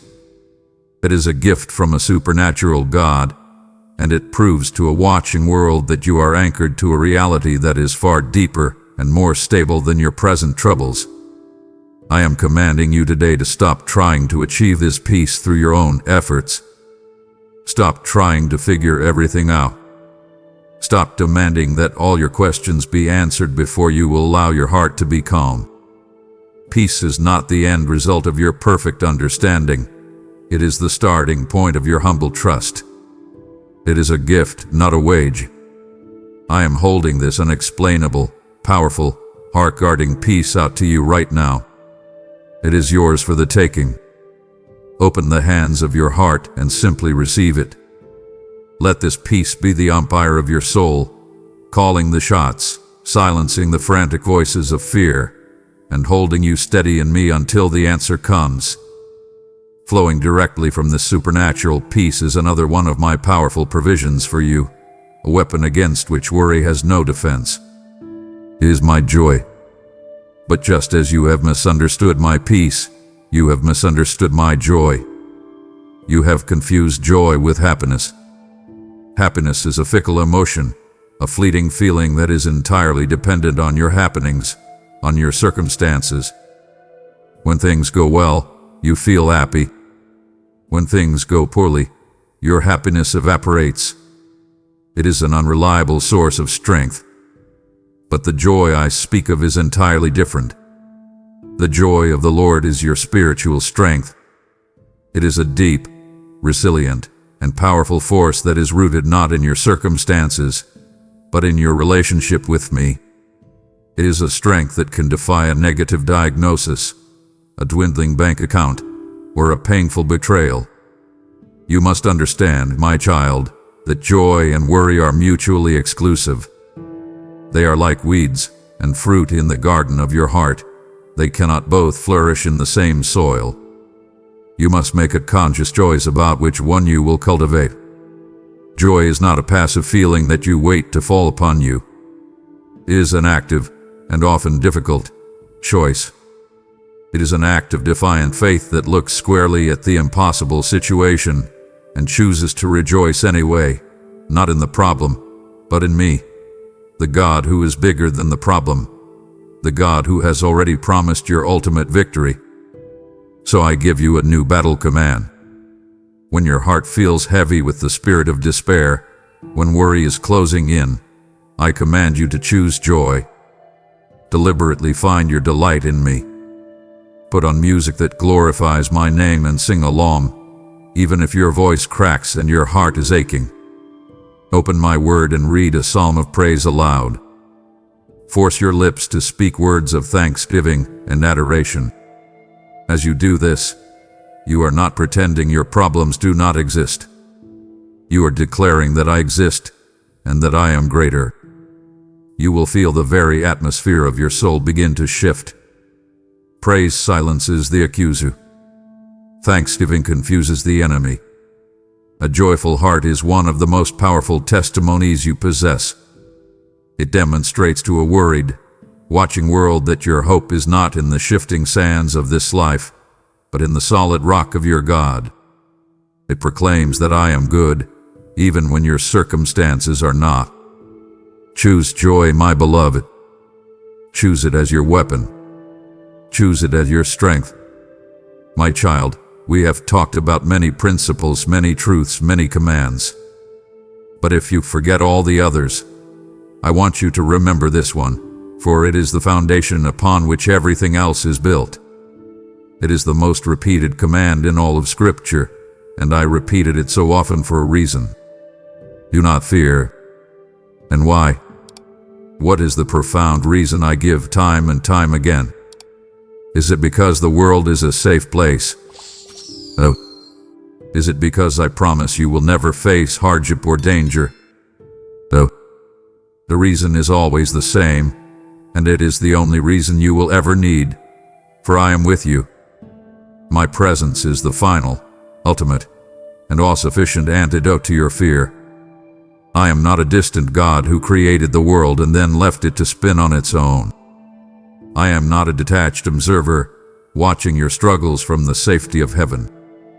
I am Emmanuel, which means God with you. Let the breathtaking reality of that name settle into your soul. I am with you in this room as you hear these words. I am with you in your car as you face a stressful commute. I am with you at your workplace, standing beside you in the tense meeting. I am with you in the hospital room. I am beside your bed in the darkest hours of the night when you feel most alone. There is no place you can go, no depth to which you can fall, where my presence will not be with you. This is not a metaphor, it is a spiritual reality. I continue with another promise. Do not be dismayed, for I am your God. To be dismayed is to lose your courage in the face of trouble. I am telling you that you do not have to let your courage fail, because the one who is your God is the one who holds all power and all authority. Because I am your God, I will strengthen you when you feel weak. I will help you when you feel helpless. I will uphold you with my own righteous right hand when you feel you are about to fall. You will not be overcome, because I am holding you up. Your primary work, then, in the battle against worry, is to meditate on this truth. Your fear feels so large because your awareness of my presence has become so small. I command you to change that. Practice my presence. Throughout your day, pause and whisper, "You are here with me." Let the constant, conscious reality of my nearness wash over the lies of your isolation. This is the bedrock. If you can truly grasp this one magnificent thing, that I am with you, all other fears will begin to lose their power and shrink to their proper size. My spirit is heavy with the final, most glorious truths I must impart to you. We have journeyed this far together, and your heart is now prepared for the ultimate revelation of your hope. It would wound me for you to leave now, right before I show you why your future is absolutely secure.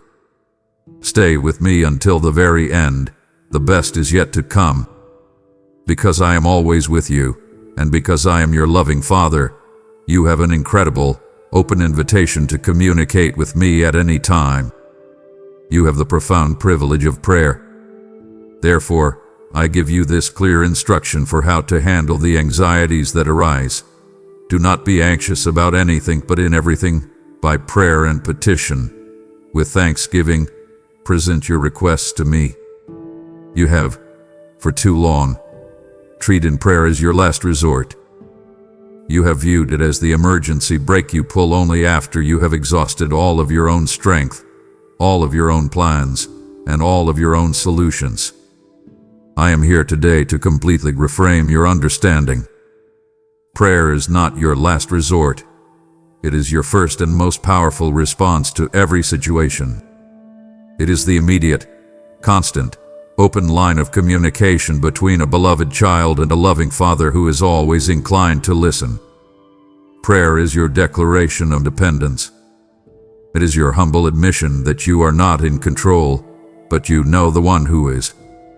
I am commanding you to transform your habit of worrying into a new habit of praying. Every single anxious thought that the enemy tries to plant in your mind is a signal, an alarm bell from me, inviting you to pray. The moment you start to feel the knot of worry tighten in your stomach over your finances, I want your trained, Immediate response to be, Father, I present my financial needs to you. I thank you that you are my provider. The moment you start to fear for the well-being of a loved one, you must immediately turn that fear into a prayer. Father, I place this person I love into your powerful and loving hands. I trust you with them completely. This is how you engage in spiritual warfare. Prayer is a powerful divine transaction.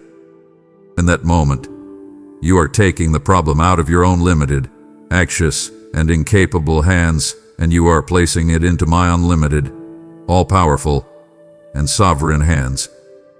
You are inviting my infinite wisdom and power into your finite circumstances. When you pray, you are not just speaking empty words into the air. You are activating the resources of heaven on your behalf. You are moving the hand of God. So I command you, stop the fruitless cycle of worrying and begin the powerful, effective practice of praying. Leave your requests at my feet, and then walk away in the confident faith that I have heard you, and my answer is already on its way. As you learn to turn every single worry into an immediate prayer, you will also learn the beautiful, liberating art of living one day at a time. I did not design your mind or your spirit to carry the hypothetical weight of 1,000 possible futures. I have designed you to handle the portion of one day, today. You are attempting to carry the burdens of an entire week, an entire year, and sometimes an entire lifetime, all on a spiritual frame that was built only for the weight of the next 24 hours. It is no wonder you feel crushed and exhausted. My word to you is simple and clear. Today has enough trouble of its own. You might borrow trouble from tomorrow. Worry is the foolish act of paying a high interest rate on a debt that you may never actually owe. You are draining your present strength to pay for a future problem that exists only in your imagination. I want to simplify your life, to release you from this self-imposed pressure. Stop trying to figure out your entire future. Stop trying to connect all the dots and see the finished picture.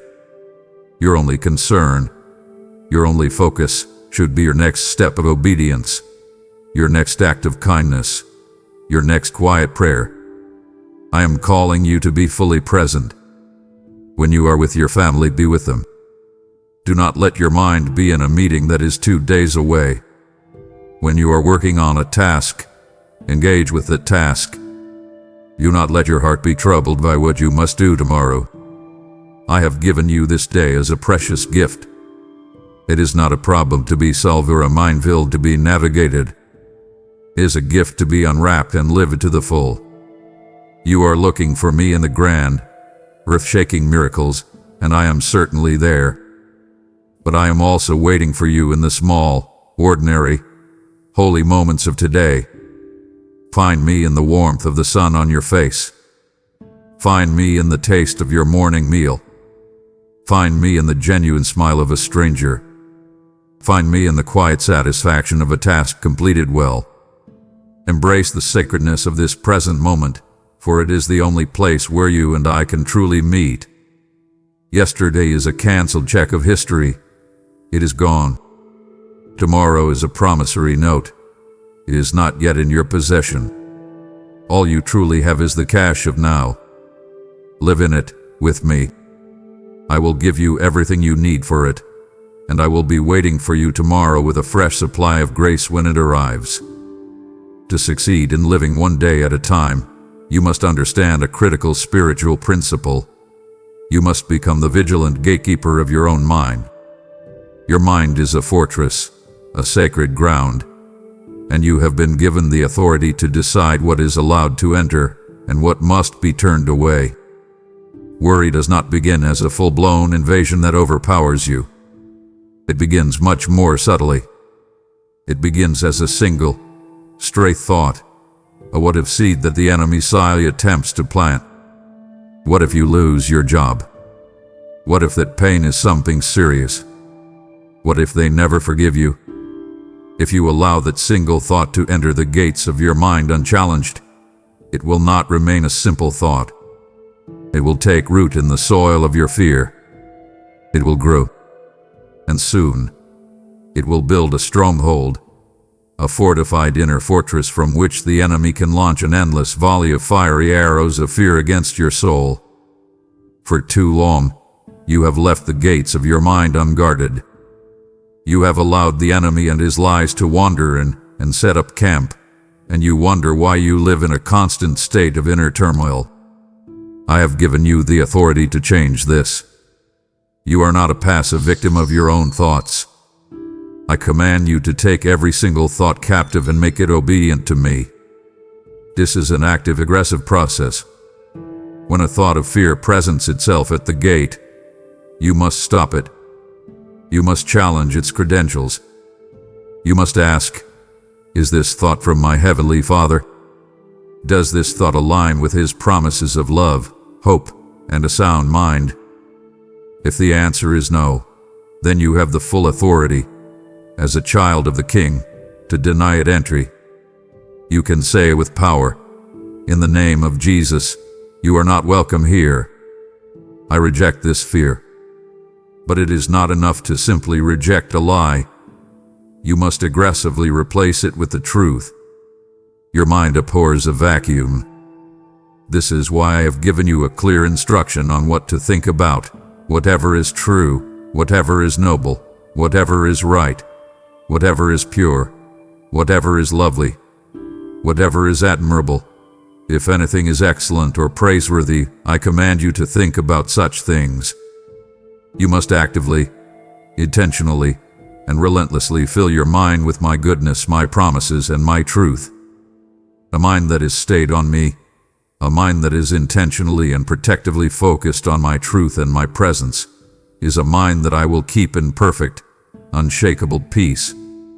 My child, after all these commands, to trust, to surrender, to pray, to live in the moment, to guard your mind, I want to give you the ultimate assurance. I want to tell you about the safety net that lies beneath this entire journey of faith. You may be thinking, but what happens when I fail at all of this? What happens when I try to trust, but I falter?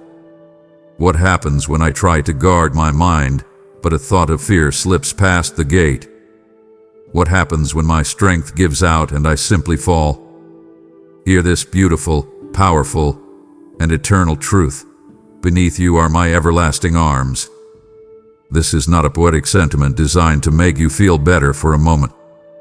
This is the fundamental, structural reality of your existence as my child. You can stumble, but you can never, ever fall out of my embrace. There is no depth your sorrow can reach where my arms are not already there, underneath you, ready to catch you. In the moments when you feel you have absolutely no strength left to stand, when your knees are buckling under the weight of your weariness and your worry, I want you to know that it is not your own resolve that is holding you up. It is me. I am the one sustaining your every breath, your every heartbeat, even when you are completely unaware of my support. My arms are the firm foundation upon which your entire life is built. You have been living like a tightrope walker, terrified of falling, trying so hard to keep your balance through your own frantic effort. I am telling you today that there is a net.